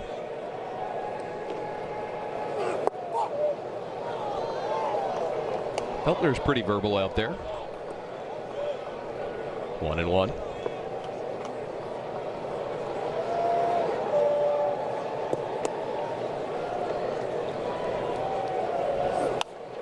Abrams fouls it off. Got a slider, middle of the plate.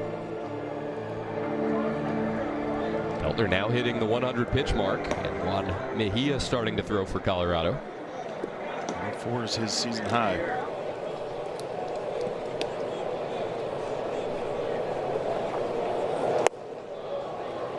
Two and two. And on the National side, Eric Tolman ready for his second big league appearance. So Beater was warming in the top of the 6th inning, and there's Cade Cavalli done for the night. 3-2 to Abrams.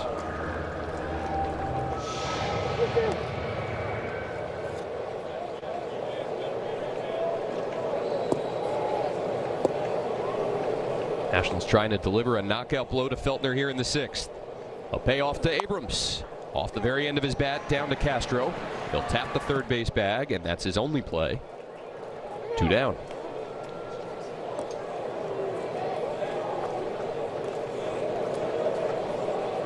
Backdoor slider. Wow. And that'll do it for Feltner. Did not allow a hit through his first 4 innings. And he's going to leave with his team trailing 5-2. Nationals still threatening. Bobby Ortiz ready to bat. First time in 3 starts that Cade Cavalli has given up runs, but he was pretty darn good tonight. 2 surrendered over his 6 innings, 7 strikeouts to just 1 walk. And this now becomes Cavalli's 9th consecutive quality start, tied with Jacob Mizorowski and Sonny Gray for the longest stretch of quality starts in the majors this season. Well, I just want to reiterate standard. It's what it feels like now, like the expectation set for him. He's allowed 3 earned runs or fewer in 26 of his 28 starts. That's hoping to add to their 3-run lead here in the 6th. Bobby Ortiz takes ball 1 from Juan Mejia. For Juan Mejia, his 51st game on the year, 3-6, 5.63 ERA, tons of walks. See a high whip. Wait! 1-1. We're seeing fastball sweeper. Did a decent job on that. 20 of 28.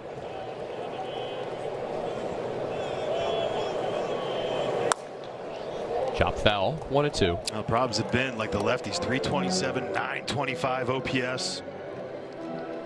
5 homers. Righties, 0. Like 218, 0 homers.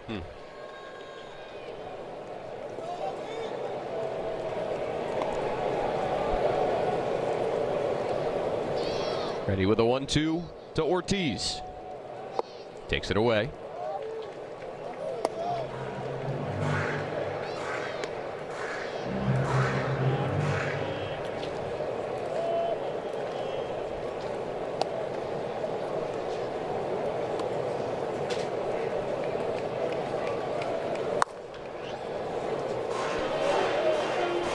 It's got to be frustrating if you're Ryan Feltner, struggling so badly over the last handful of weeks. Really strong first 4 innings tonight, and then things just fell apart in the 5th inning. I mean, yeah, and it's not crazy hard contact too. Yeah. Right, a lot of mistakes that cause it, so there's certain things you're going to be upset about. Couple errors made, allowing in runs. 2 coming in on the Willie Castro throwing error, 1 on the Brett Sullivan throwing error. Another 2-2. Ortiz spits on the breaking ball. Everyone begging for that. That's when you know, like, things have been struggling for a reliever in general. You want that pitch called.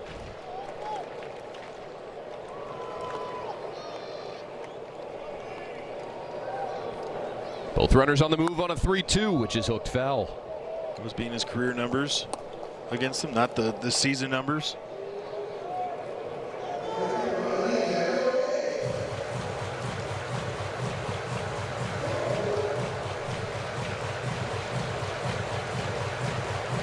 Ortiz working him for at least 9 pitches. Nunez at second, Abrams at first. And ball 4 to Ortiz. Started his night with 2 strikeouts, an RBI grounder, plated a run in the 5th, and now he works a long walk here in the 6th to load the bases. Nicely done. And I'm serious, that just that build of confidence on that one at bat, right? Get something good happening for you. He gave Dylan Cruz a good long look at Mejia after that 9-pitch battle.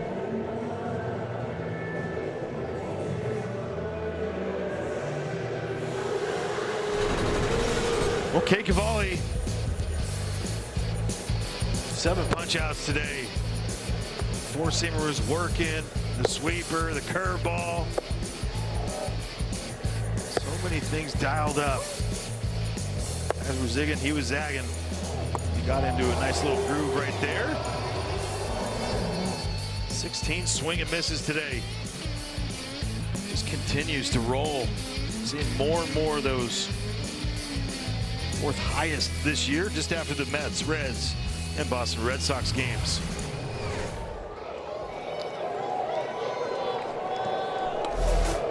Looking on from the Nats dugout as Dylan Cruz bats with the bases loaded. Ball 1 on the sweeper away.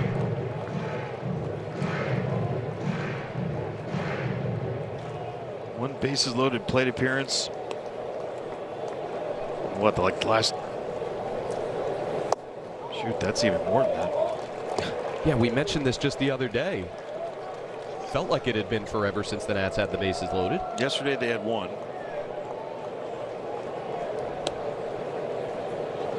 The 12-6 loss to the Cubs, they had 3. And 3-0 to Cruz. That's it in the last 2 weeks. Before that, you go back and it's like every game. It seemed like multiple. Nowhere to put him if you're Mejia. And he misses with 4. Dylan Cruz draws his 2nd walk of the night. This one with the bases loaded. Brings in his 30th RBI of the season. Ryan Feltner just grinding his teeth over there as he watches the Nats' 6th run come across the plate. Even bigger right now. Getting Dale Lyle up there. Guy with confidence going right now. Let's go.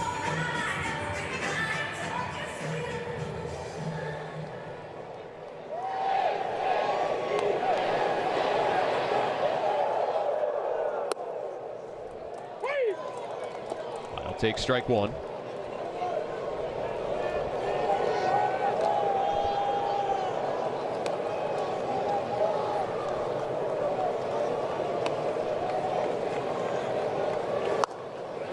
Quickly 0-2.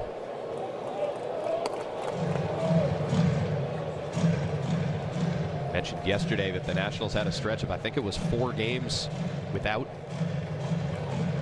multiple runs in a single inning.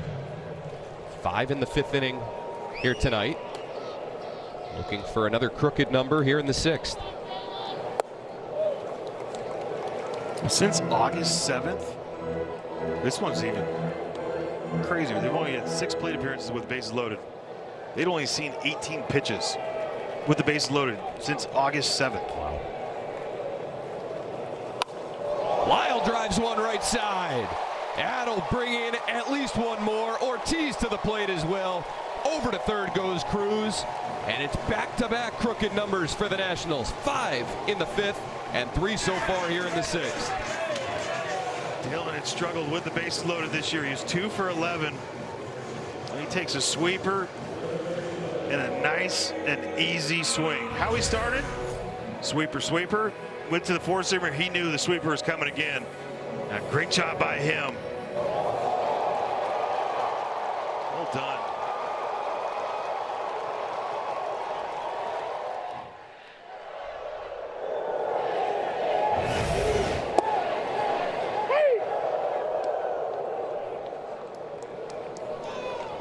Boy, have the Nats kept the line moving the last 2 innings. Wild takes off from first as House fouls one off right side. They sent 9 men to the plate in the 5th. House is their 8th hitter to bat here in the 6th inning.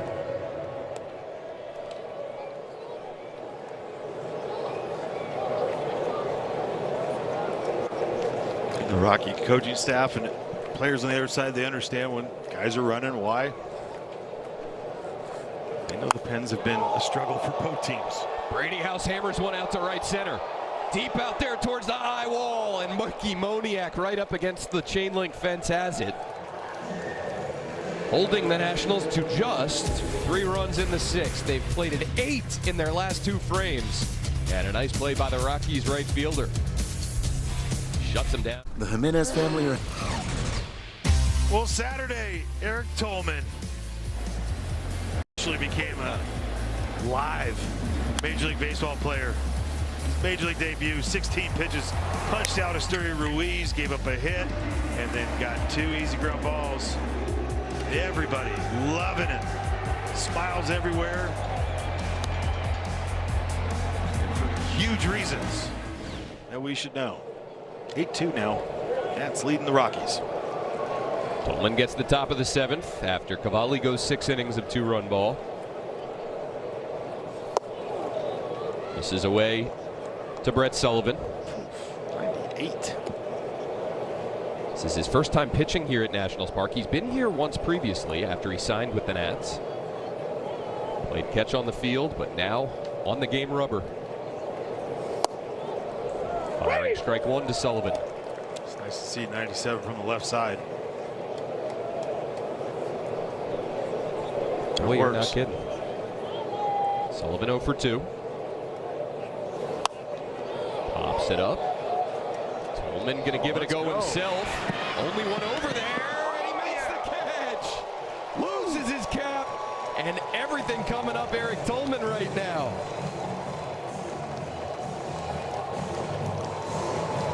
Well, we might have to give him the athlete call right here. Boys loving it. He just checked. He's like, Brady, you there?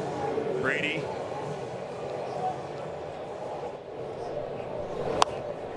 He wanted it from the beginning, though.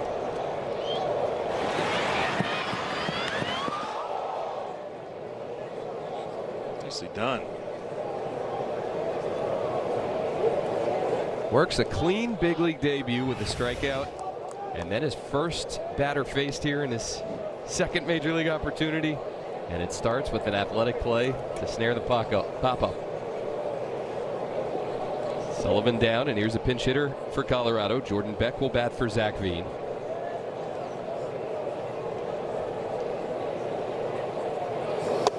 Talked about it at length in Tolman's big league debut. It's rare when a guy has 2 Tommy John surgeries, and that's not the most significant physical obstacle that he had to overcome.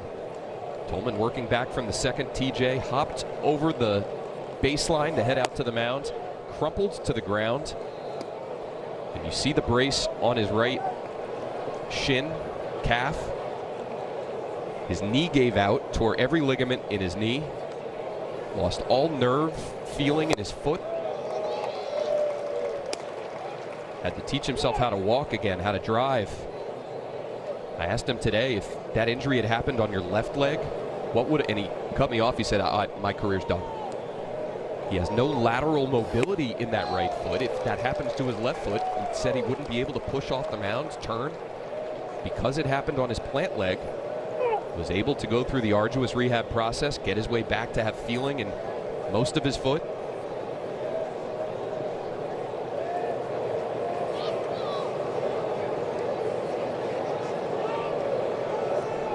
There's a 2-2 to Beck. Misses in with 98.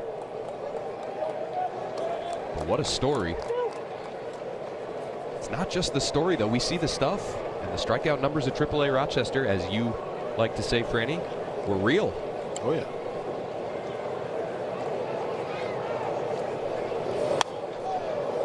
And so are the walks. I mean, that's a part of it, though. I mean, you're going to have the chase and whiff. There's going to be some innings where you're going to walk a few guys, but you're going to get that punch. And you're seeing guys have the ability to go for that and not have to just have perfect defense behind them helps.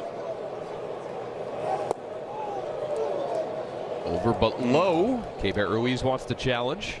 Previous pitch, call the ball, catcher is challenging. ABS powered by T-Mobile, and it appears to be ball 4. Call is confirmed. Washington has none remaining. A 1-out walk worked by Beck. Let's go down to Eric, who has more on Tolman. Yeah, Dan, you mentioned the injury history for Tolman. I was there that night in Fredericksburg when that leg injury happened, and I just got to say that was the most soul-crushing moment I've ever experienced at a baseball field.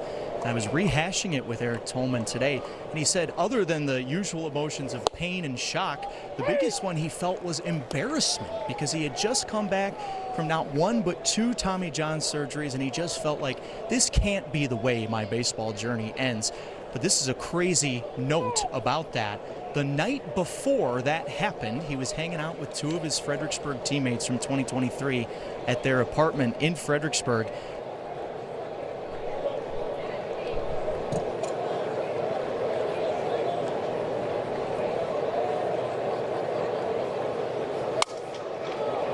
We'll get back to Eric in a moment. He had a feel.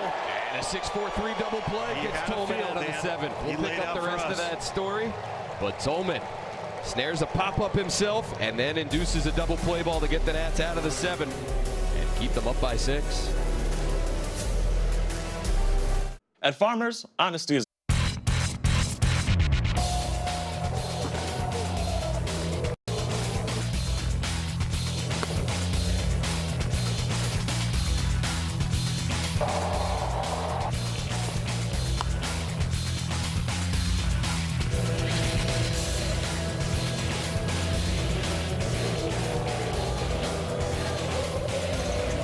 settle down, Screech. He's excited for Eric Tolman, who puts up his 2nd consecutive scoreless big league inning. Got a double play ball to get the Nationals out of the 7th. And let's go down to Eric Bach for the conclusion of that great story. Yeah, Dan, I was so rudely cut off by my own thumb down here. Eric Tolman, the night before that gruesome injury in Fredericksburg in August of 2023, told me today that he was hanging out with 2 of his FredNat teammates, Bubba Hull and Luke Young, at the apartments in Fredericksburg. They were just enjoying an off night, playing video games, and just, you know, as boys do, they said, hey, Tolman, can you do a backflip?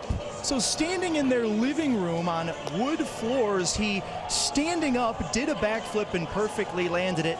No damage to the leg, and then the next day, that terrible injury happens to him hopping over the foul line. Just an unbelievable story. The fact that this guy is a big leaguer that day in Fredericksburg, I didn't think there was a chance. And now here he is shoving for the Nats in the big leagues. Oh, great story, Eric, and it has to be incredibly cool for you, honestly, to see a guy down at A-ball experience something like this and now get to see him standing just 10 feet or so away from you in a big league dugout talking to Sean Doolittle about another clean inning. Yes, the coolest thing that I've seen in my baseball career, and I would love to see Franny attempt a backflip, by the way. As would I, my friends. Off a diving board into a pool. Hell yeah. What a great job by Eric Tolman. Gave up a walk there with 1 out in the 7th and got a double play ball to get himself out of that frame. And K-Bet Ruiz, first pitch in the home half, going to line 1 out to right. So he drew a 4-pitch walk in the 2nd inning. Patient at-bats throughout the course of the night. And then got a first pitch he could handle here in the 7th and drove it. Nicely done on that one for K-Bet.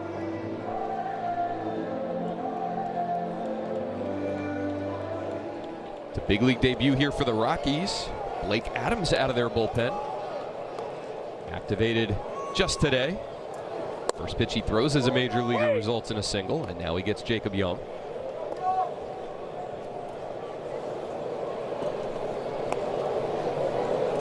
He's got a nasty cutter right there. Good Lord.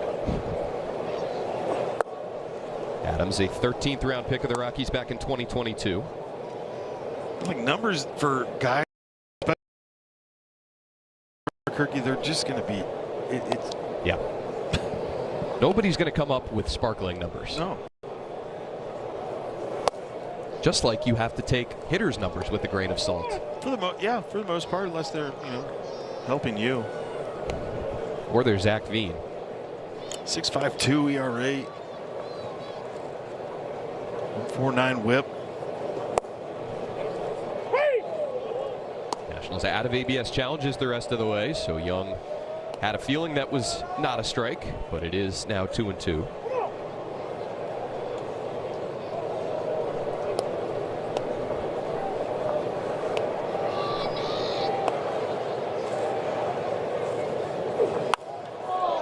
Young drives one out to deep left. Back is Veen. Looking up, it's off the wall.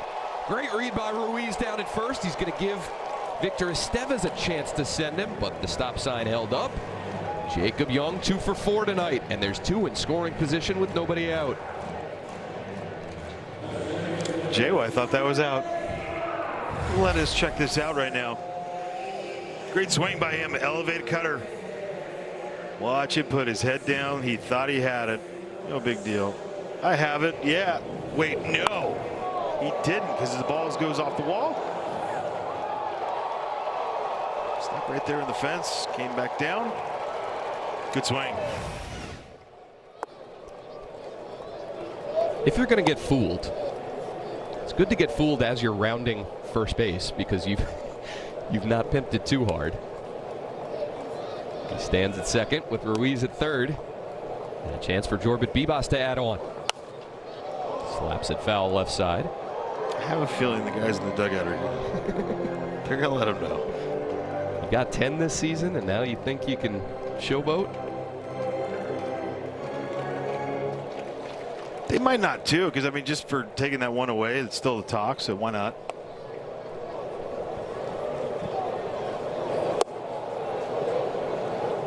I mean, James has been robbed by that fence twice this year at the very top. Yep.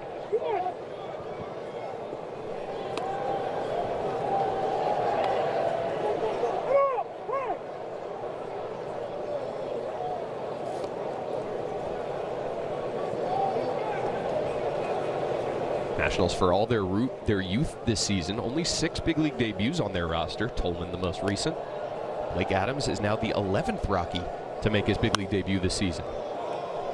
8 of them pitchers.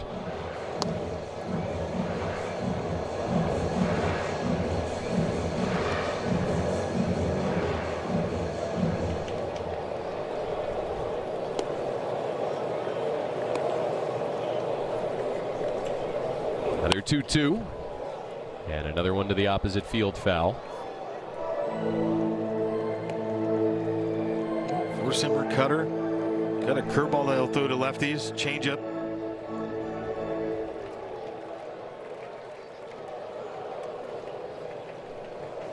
He's going for the punch right here. Timeout at the plate.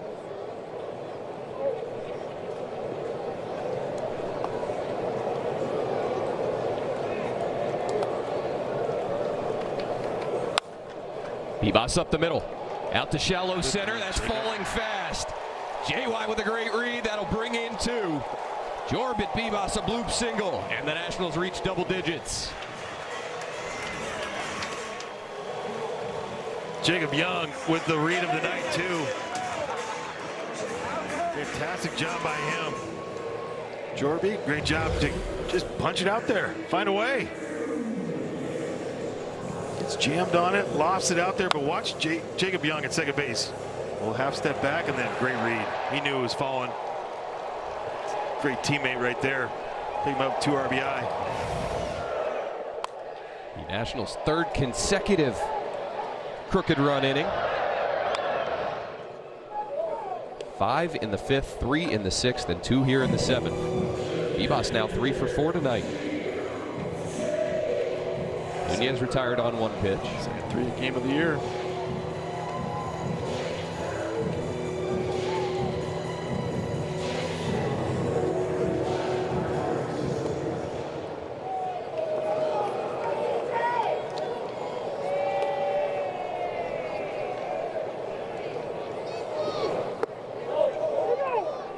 Abrams tried to check his swing. He could not. That might have been a 10-2. I don't see CJ doing that too often, if ever.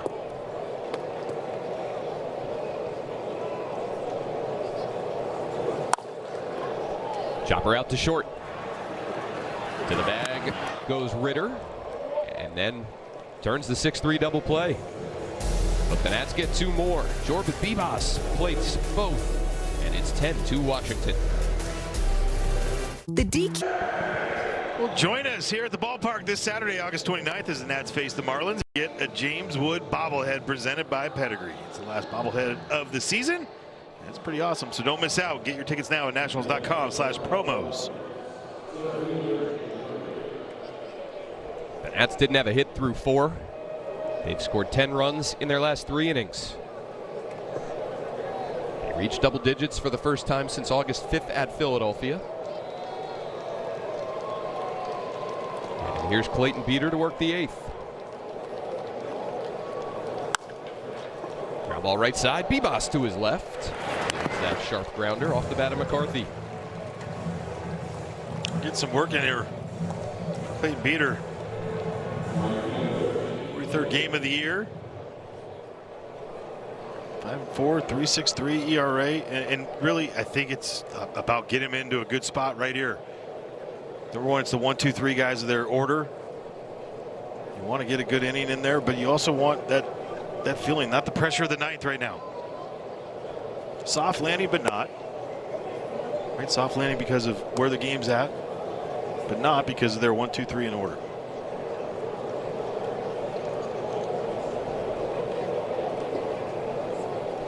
Mickey Moniak 0 for 3 tonight.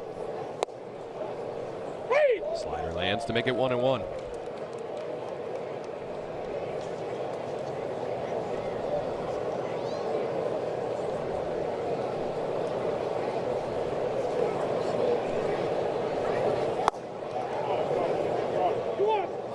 Just missed with the fastball. Ruiz a question for Nick Marley. Not able to tap his helmet any longer.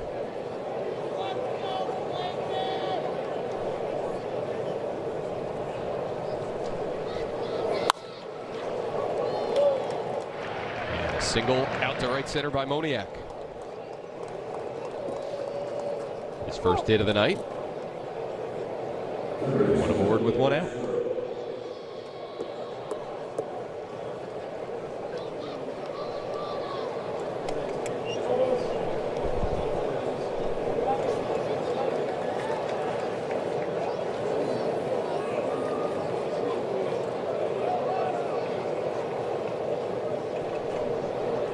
Castro bats with 1 out and 1 on. Oh, nice with the 10 runs scored right now. We're 8 ahead of the Cubs. Back to number 1. There you go. Had to make sure we had that down. Break out your foam finger for number 1. I don't have one. Dogs eat it. Well, the Nationals put up a bunch of runs in that 3-game series at Coors Field just out of the All-Star break. They took 2 of 3 in that series, outscoring the Rockies 22-11. Kate Cavalli getting the win in the rubber game of that series, 6 scoreless. Beater behind Willie Castro, 2-0. Unable to check his swing, says Trip Gibson. With the runs tonight, Dan, they eclipsed last year's total of runs scored in game number 133. Up and in, and that'll give Moniak a free 90 feet on the wild pitch. Franny, we talked about this a little bit with Clayton Beeter. There's starts, or rather appearances, where he really has it. And then there's appearances where you can tell he's just kind of searching for it. And in the latter of those two, it seems like it's hard for him to kind of find it throughout the course of his appearance. It's fair. Powers the fastball in there to make it 3-2.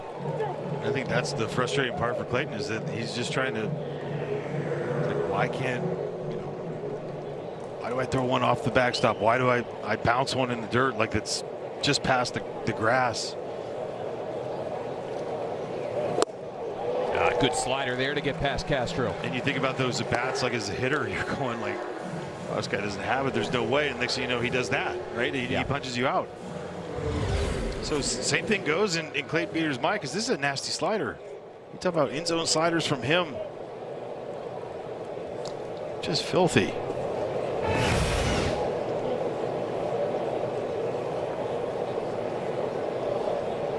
Two down for TJ Rumfield.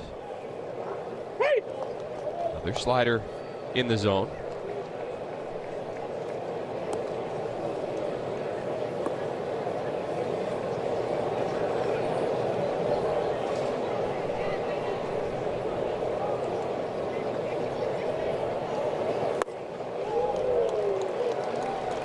Oh, and 2.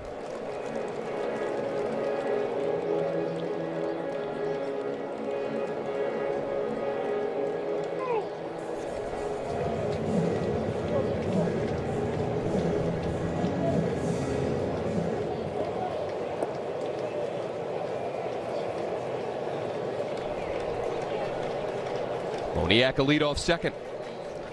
The 0-2 misses in. 98 from Beeter.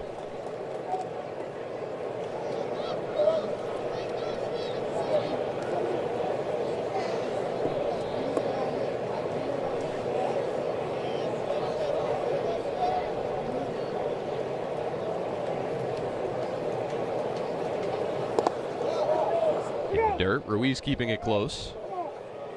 If CJ was playing short guarantee, he'd be saying something over there like, hey, called me for that one.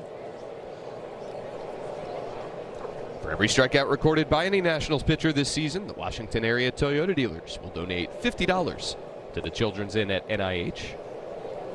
Already 1 for Beeter here in the 8th inning. Searching for another. The 2-2 to Rumfield. Checked his swing on another slider in the dirt. 3-2. I understand now why this guy doesn't strike out a whole lot for how big he is. Laying off those 2 sliders.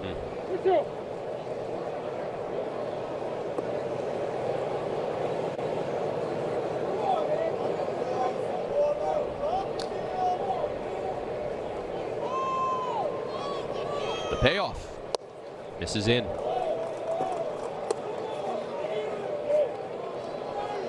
Two aboard with 2 down. Brings up the DH, Troy Johnston.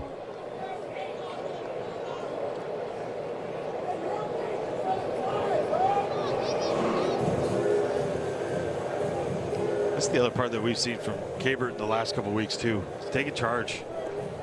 These moments, and it's like he understands when there's a few times that he's ran out there, had his quick mound visit and goes, and this one, slow played it. Like commanding the presence that he has behind the plate right now is one thing, but then the way he commands that mound visit, slow, give him his time, understand those things. We saw it the other day with Cade when he went out there. He had a joke because Cade started laughing right away. I mean, like, that's having some feel. Yeah.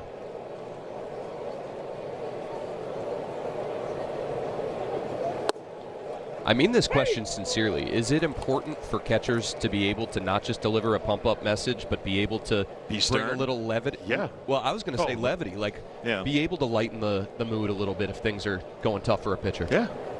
But it's also the moment, right? Like, in a 10-2 game, yeah, you can kind of do that a little bit. Trying to find that. You know, it's hard when everyone's loud, it's crazy going on. It's hard to hear some jokes that go on sometimes. Sure.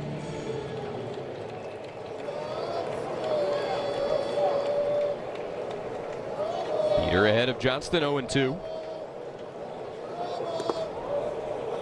I mean, Mike Napoli and Jeff Mathis were probably the funniest that would go out there for mound visits. Yeah, you don't have it right there on that one, huh? There you go. It's all right. But like Jeff would pump you up right after. Bobby would come in. Like you talk about 3 characters that you had on that 2010 Angels team. Don't ever think that Bobby was serious.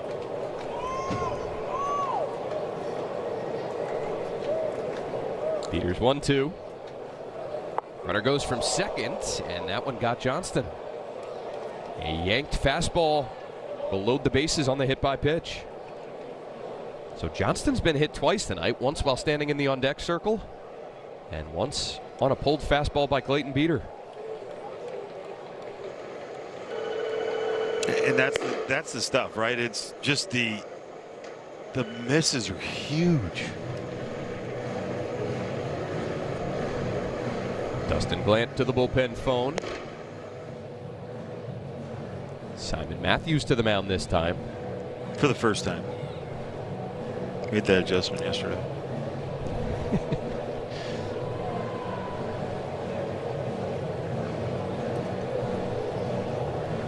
Moniak a 1-out single. He stands at third. Rumfield's a walk with 2 down. And Johnston hit by a pitch to load the bases.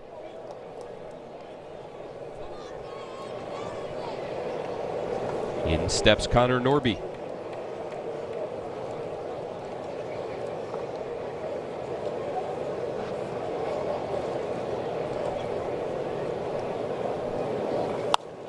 What's crazy thing is that Clayton's been here all year. You got a couple guys that have been here all year. Some that have come in, you know, and been on the IL a little bit late. Cade's only 15 appearances away from the team high. Which is another thing that you look at in a year that, you know, has gone awry, you know, here in the last couple of weeks, but their ability to keep a lot of guys fresh and not taxing them as far as throwing 60, 70 times. Right. Drilled out to right by Norby. Everybody moves up 90 feet. In to score is Moniak. And the Rockies get one back here in the 8th. Mickey Moniak plating a run, or scoring, I should say, on Norby's 18th RBI of the season. He's now reached base in all 12 games since being acquired by the Rockies. He's a good player. He's a good player. Just need another chance, another opportunity. I mean, he got hurt last year, right after a pretty decent 24.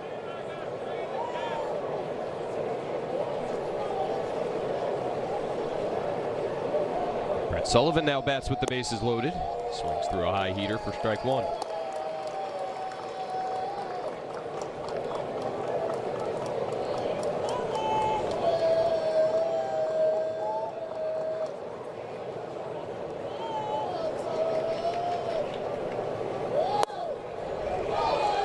Two.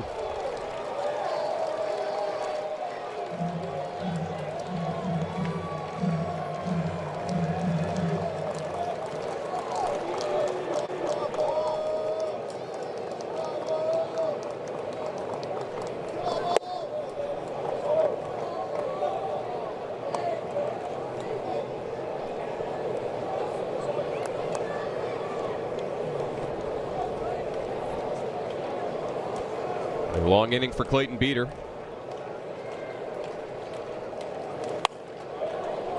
Hit well, foul down the left field line.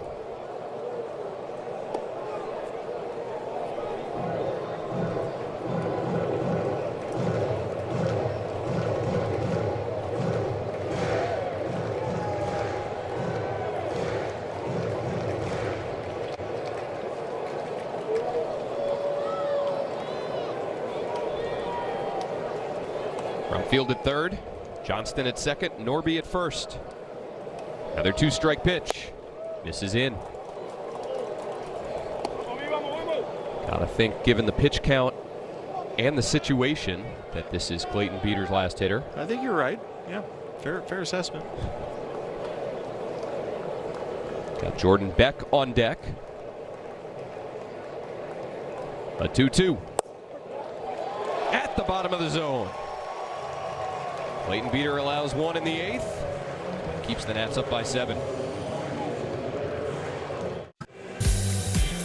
A bunch of positives for the Nationals tonight. First game of this long homestand. Cade Cavalli in line for his 7th win since the All-Star break. That would be the most in the National League. 6 already is. Leads the league in strikeouts, 3rd in ERA, and 4th in WHIP for Cade Cavalli, who just keeps getting better and better over the course of his first full Major League season.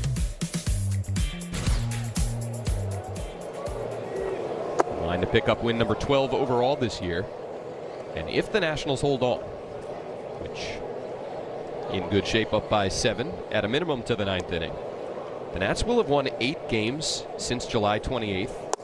5 of the 8 have been started by Cade Cavalli. Let's get there.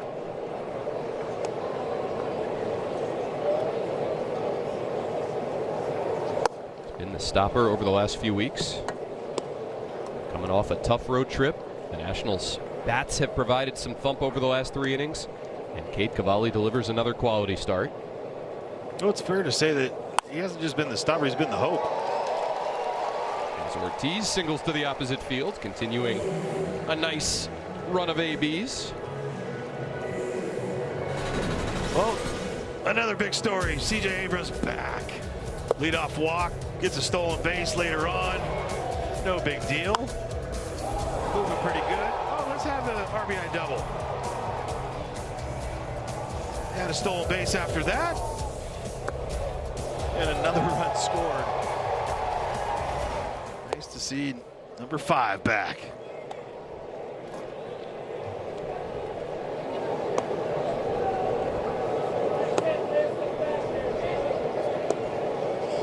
So after the 2 strikeouts to start his night, Ortiz, an RBI ground out, a walk and a run scored, and now a leadoff single here in the 8th. Dylan Cruz has worked 2 walks himself this evening. The second of which, his first bases loaded walk of his career. Behind 0-2 here, takes the cutter in the dirt.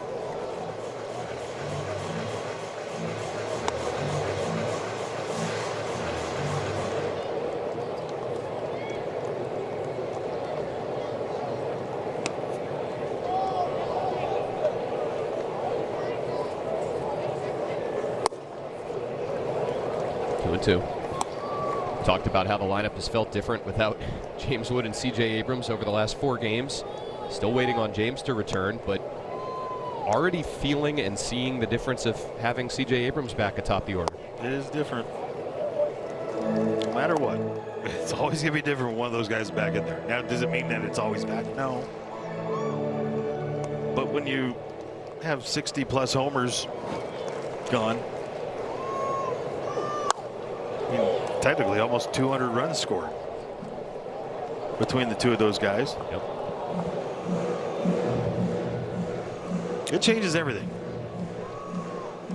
You gotta keep fighting. Gotta have guys that step up. Today it's been that guy too. And Cruz draws his 3rd walk of the night. Nicely done. Worked the count full, took a close pitch below the zone. 3 free passes for Dylan Cruz, and there's 2 on with nobody out, bottom 8. I believe that's the second one. Falling down either 0-2 or 1-2. Those are the ones that fire you up more than anything, because he's not trying to swing to get out of anything. Seeing some pitches. Love it.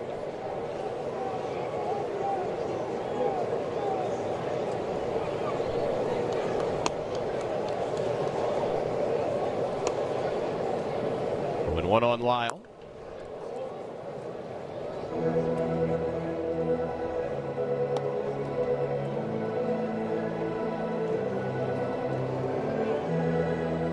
Double, a stolen base, and a run scored in the 5th.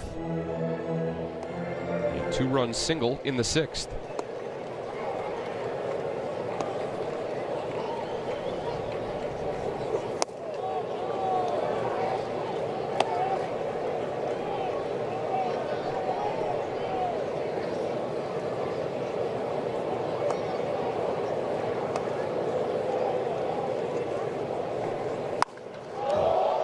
absolutely hammered out to right. High and deep and out of here for Dalen Lyle. Into the upper deck in right center. That's where the big boys hit him. Dalen Lyle is 16th of the year, and the Nationals have hung 13 on the Rockies here tonight. Oh, what a night for Dalen Lyle. Lined out that first at bat, got robbed by Mickey Monia, stayed strong, grounds out at 102, and then double single homer. I said it before the game between him and Dylan Cruz. Use this series and this next couple games to get things going for him, and, well, good start for both of them. One has 3 walks, one guy has 3 hits, and a lot of RBI. Watch how he gathers down, stays behind it, no movement forward, beautiful. And he knew it, that was a bomb. Now 71 runs driven in for Dalen Lyle this season.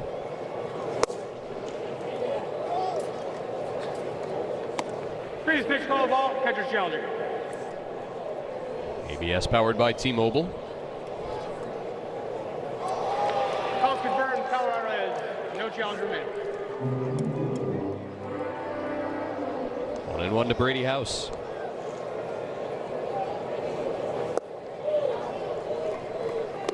"13 runs on 12 hits. And this is how you snap out of a team-wide skid. At the beginning of the year, it was like go on the road.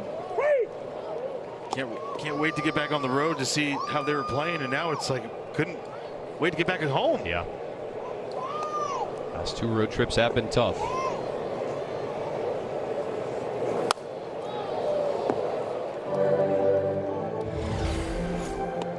Let's check out the bomb yet again. 105 off the bat, 420 into that second deck.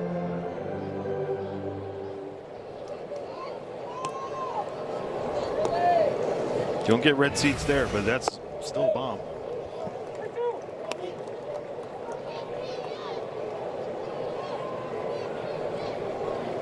And we're not even to September yet, which is his month. 3-2 fastball misses low, and Brady House draws a walk here in the 8th. I like that for Brady. Those are the ones that, you know, for guys like him that are free swingers that do a lot, they're probably going to go position player now. Especially with the, 4-game series, you want to make sure that you can save your bullpen. Warren Schaefer going to share his plans with Nick Marley. But saying about Brady, when you see a lot of guys getting theirs, right? Everybody wants to get theirs, get theirs. These are those games that you can pump your stats up a little bit.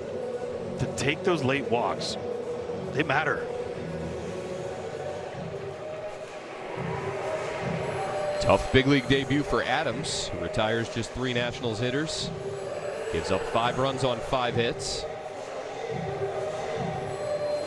And it looks like DH Troy Johnston is going to come on with nobody out here in the 8th.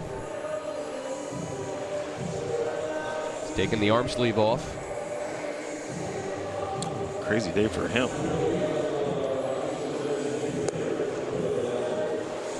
All 4 Nationals so far to the plate here in the 8th inning have reached. Well, join us this Saturday or this Sunday, August 30th for Pokemon Go Day. Plus, get a limited edition Nats Pokemon Go hat with a special ticket. Catch them all at nationals.com/specials.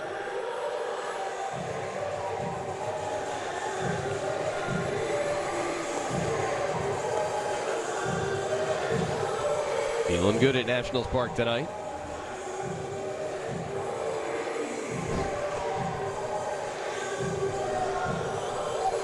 Nice. Stay in that doorway, man. Yeah. Just stay in the doorway. Stay right there. The lead is 10. First time the Nationals have scored this many runs in a game since the first game out of the break when they hung 23 on the A's.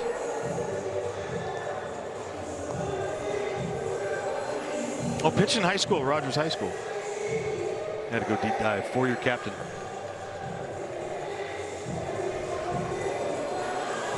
Hopefully it's the same Troy Johnston. I just Googled it. Never know. Could be anybody.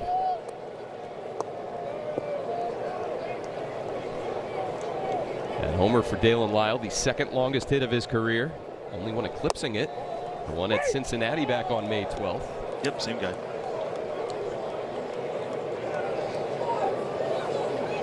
Nationals went dry for a while in the home run column. Still pacing all major league teams. On a strike to Keibert Ruiz. Gonna hit a ground ball through the whole right side. House will move up 90 feet. Moniak drops it, but no advancement. And Keibert on board 3 times tonight. Take him however and against whoever, no matter what.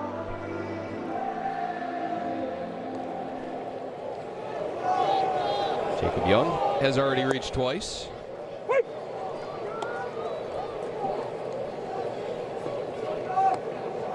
Tough stretch for the Rockies. And an 0-6 homestand. Infield fly rule in effect for the first out. Entered today with the worst record in the majors, a half game worse than the A's. Run differential -136. Gonna dip quite a bit lower this evening. Well, just to let you know, Troy Johnston, his senior year in high school, 25 and a third innings, only 13 hits given up, 38 punch-outs. Nice. Pretty good. 8 appearances, no starts, so he's like just a middle relief guy. Just gotta dig deep here, find it. 1-2 on Jorge Vivas. Now, if you can name Rogers High School's mascot in Tacoma, Washington, or Pull Up Washington. I don't know. That's what it says. Pull you up. Pull you up? Yep. Okay. What would you go with? I got nothing. I'm gonna go Rams. It's the Rams. Did you just guess while looking at the answer? Well, I saw the mascot, and it's like the LA Rams like type of logo, so I just assumed that it was a Ram. All right. Here, Nasim Nunez sharing his approach with some fans while standing next to the on-deck circle. As Bibas still behind in the count 0-2. Singles in each of his last 3 at-bats.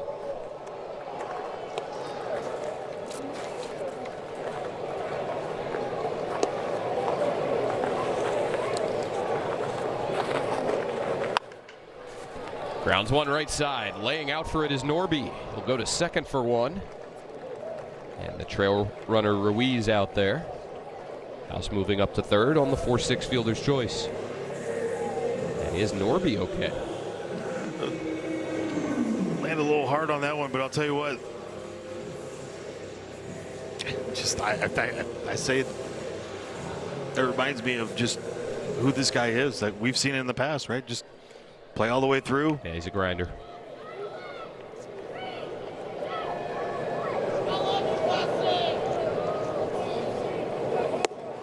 Oh, dialing it up.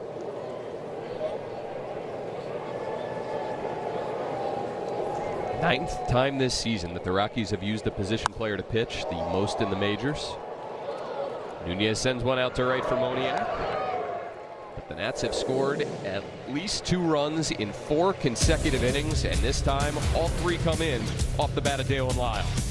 Well, get a hanging breaking ball and demolish it. 105 off the bat for home run number 16. 13-3.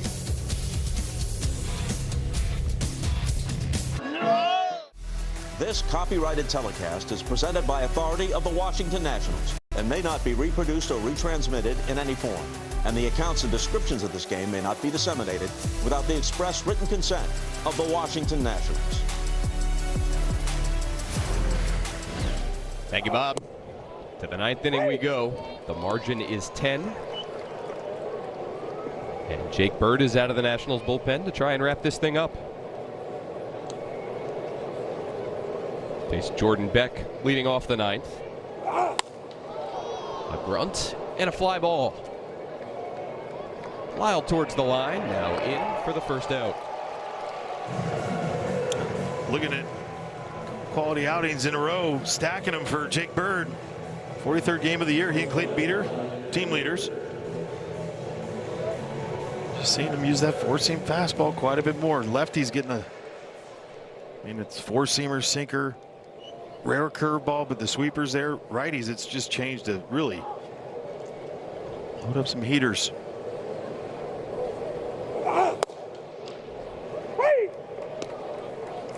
Doing a good job to Ryan Ritter. Locating away that glove side, away to righties. And pinpoint with it, not trying to be too fine with that sinker. Seeing him get that confidence back to where it's been in the past. Been a reason why the Yankees wanted to go get him in a trade.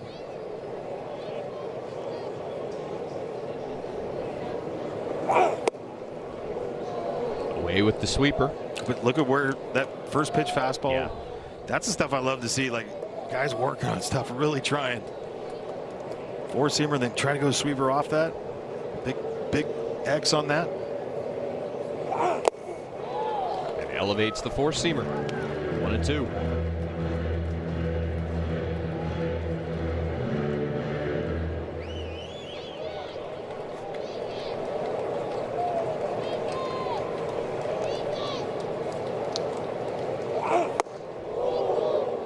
Spins Ritter out of there. Well, Blake Butera talked in his pregame session with reporters today about how he gave his team a little message yesterday after their last game in Miami. Told them he wanted them to take this big league opportunity and really run with it. As Bird strikes out Ritter for the second out in the ninth. Said don't lose track of the fact that you're getting an opportunity in the major leagues. Don't put so much pressure on yourself. Just go out, play, make the most of every opportunity that you get. And I'm not saying that message at all has resulted in this 13-3 score here in the ninth inning. But the Nationals have come out tonight after getting no hit through the first 4 innings. They rode Cade Cavalli through 6 good frames on the mound, and they provided 13 runs at the plate over their last 4 frames in the batter's box. So that guy goes off for the night. 5 RBI. I would say the message was received. Braxton Fulford batting for Jake McCarthy.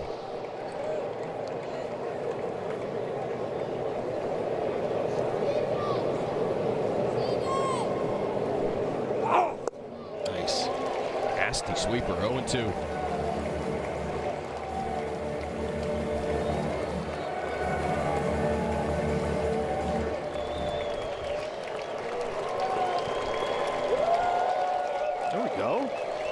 There we go.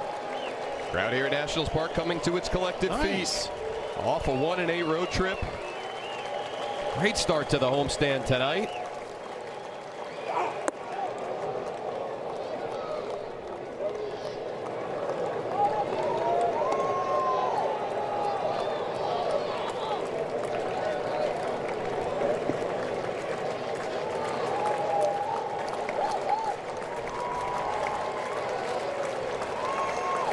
Oh, 1-2. Fulford pops a foul.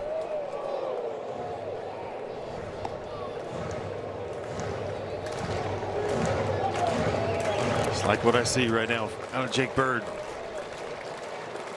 Get him dialed in.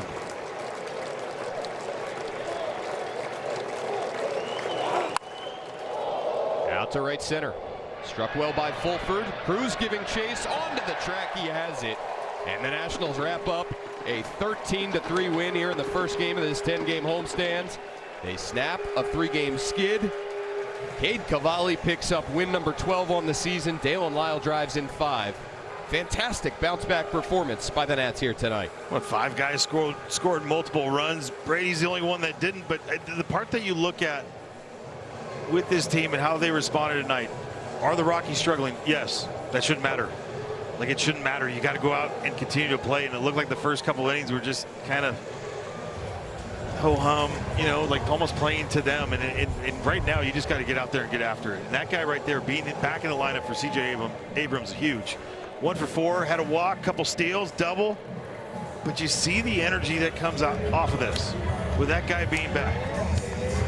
Now, it'd be nice if the tall guy, if he's not healthy, that'd be sweet, but this whole thing goes there with that offense, then Cade Cavalli. 6 innings of 5 hits, 2 earned runs, 7 strikeouts, gave up his 2 home runs, both solo shots, and that's the part. Like, this guy he's the real deal, and it is so much fun to watch this guy go out and compete. He's 12-5 now. 12-5. First full big league season. I'm going to call him the veteran righty anyways, because he is. But Dalen Lyle, said it before, and I'll say it again. This guy's got to get it going and let this series take him to that spot. Beautiful hit there in the first, or it is his first hit, then a home run. Deep. 420 feet. And for that guy to have a ball that hit that hard and that far, he gets a top to Eric Bach downstairs. Eric? Thanks, Franny. Here with Dalen Lyle. Dalen, your first 5 RBI game at the major league level. You finished a triple short of the cycle tonight. What about your approach to work tonight? Just stayed within myself. Just everything we did before the game, all the preparation, just try to apply it to the game and play like carefree. You talked before the game. Now 28 games left in the season. You had that great September last year. So how do you build off a night like this? I mean, just stay in the middle. Don't try to ride the wave. Just stay in the middle. Just do what I can do to help the team out any way possible. Another win and a Cade Cavalli start. Can you put into words what he's meant for this ball club this year? I mean, a lot. Cade is an absolute dog. Every time he takes the mound, he trusts his defense behind him.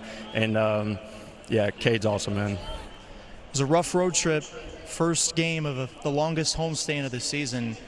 What does it mean for this team and this offense to have a night like this in front of the home crowd? It means a lot. It's something we can build off of, take all the positives we did and take it in tomorrow and just try to finish the season strong. Great night for Dalen. Congrats, man. Good to see you. Thank you. Appreciate you. We are going to have a post-game show coming up next, and it's going to be a happy one from Nats Park. 13-3, a double-digit victory for the Nats, kicking off this homestand. Nationals TV postgame comes up next.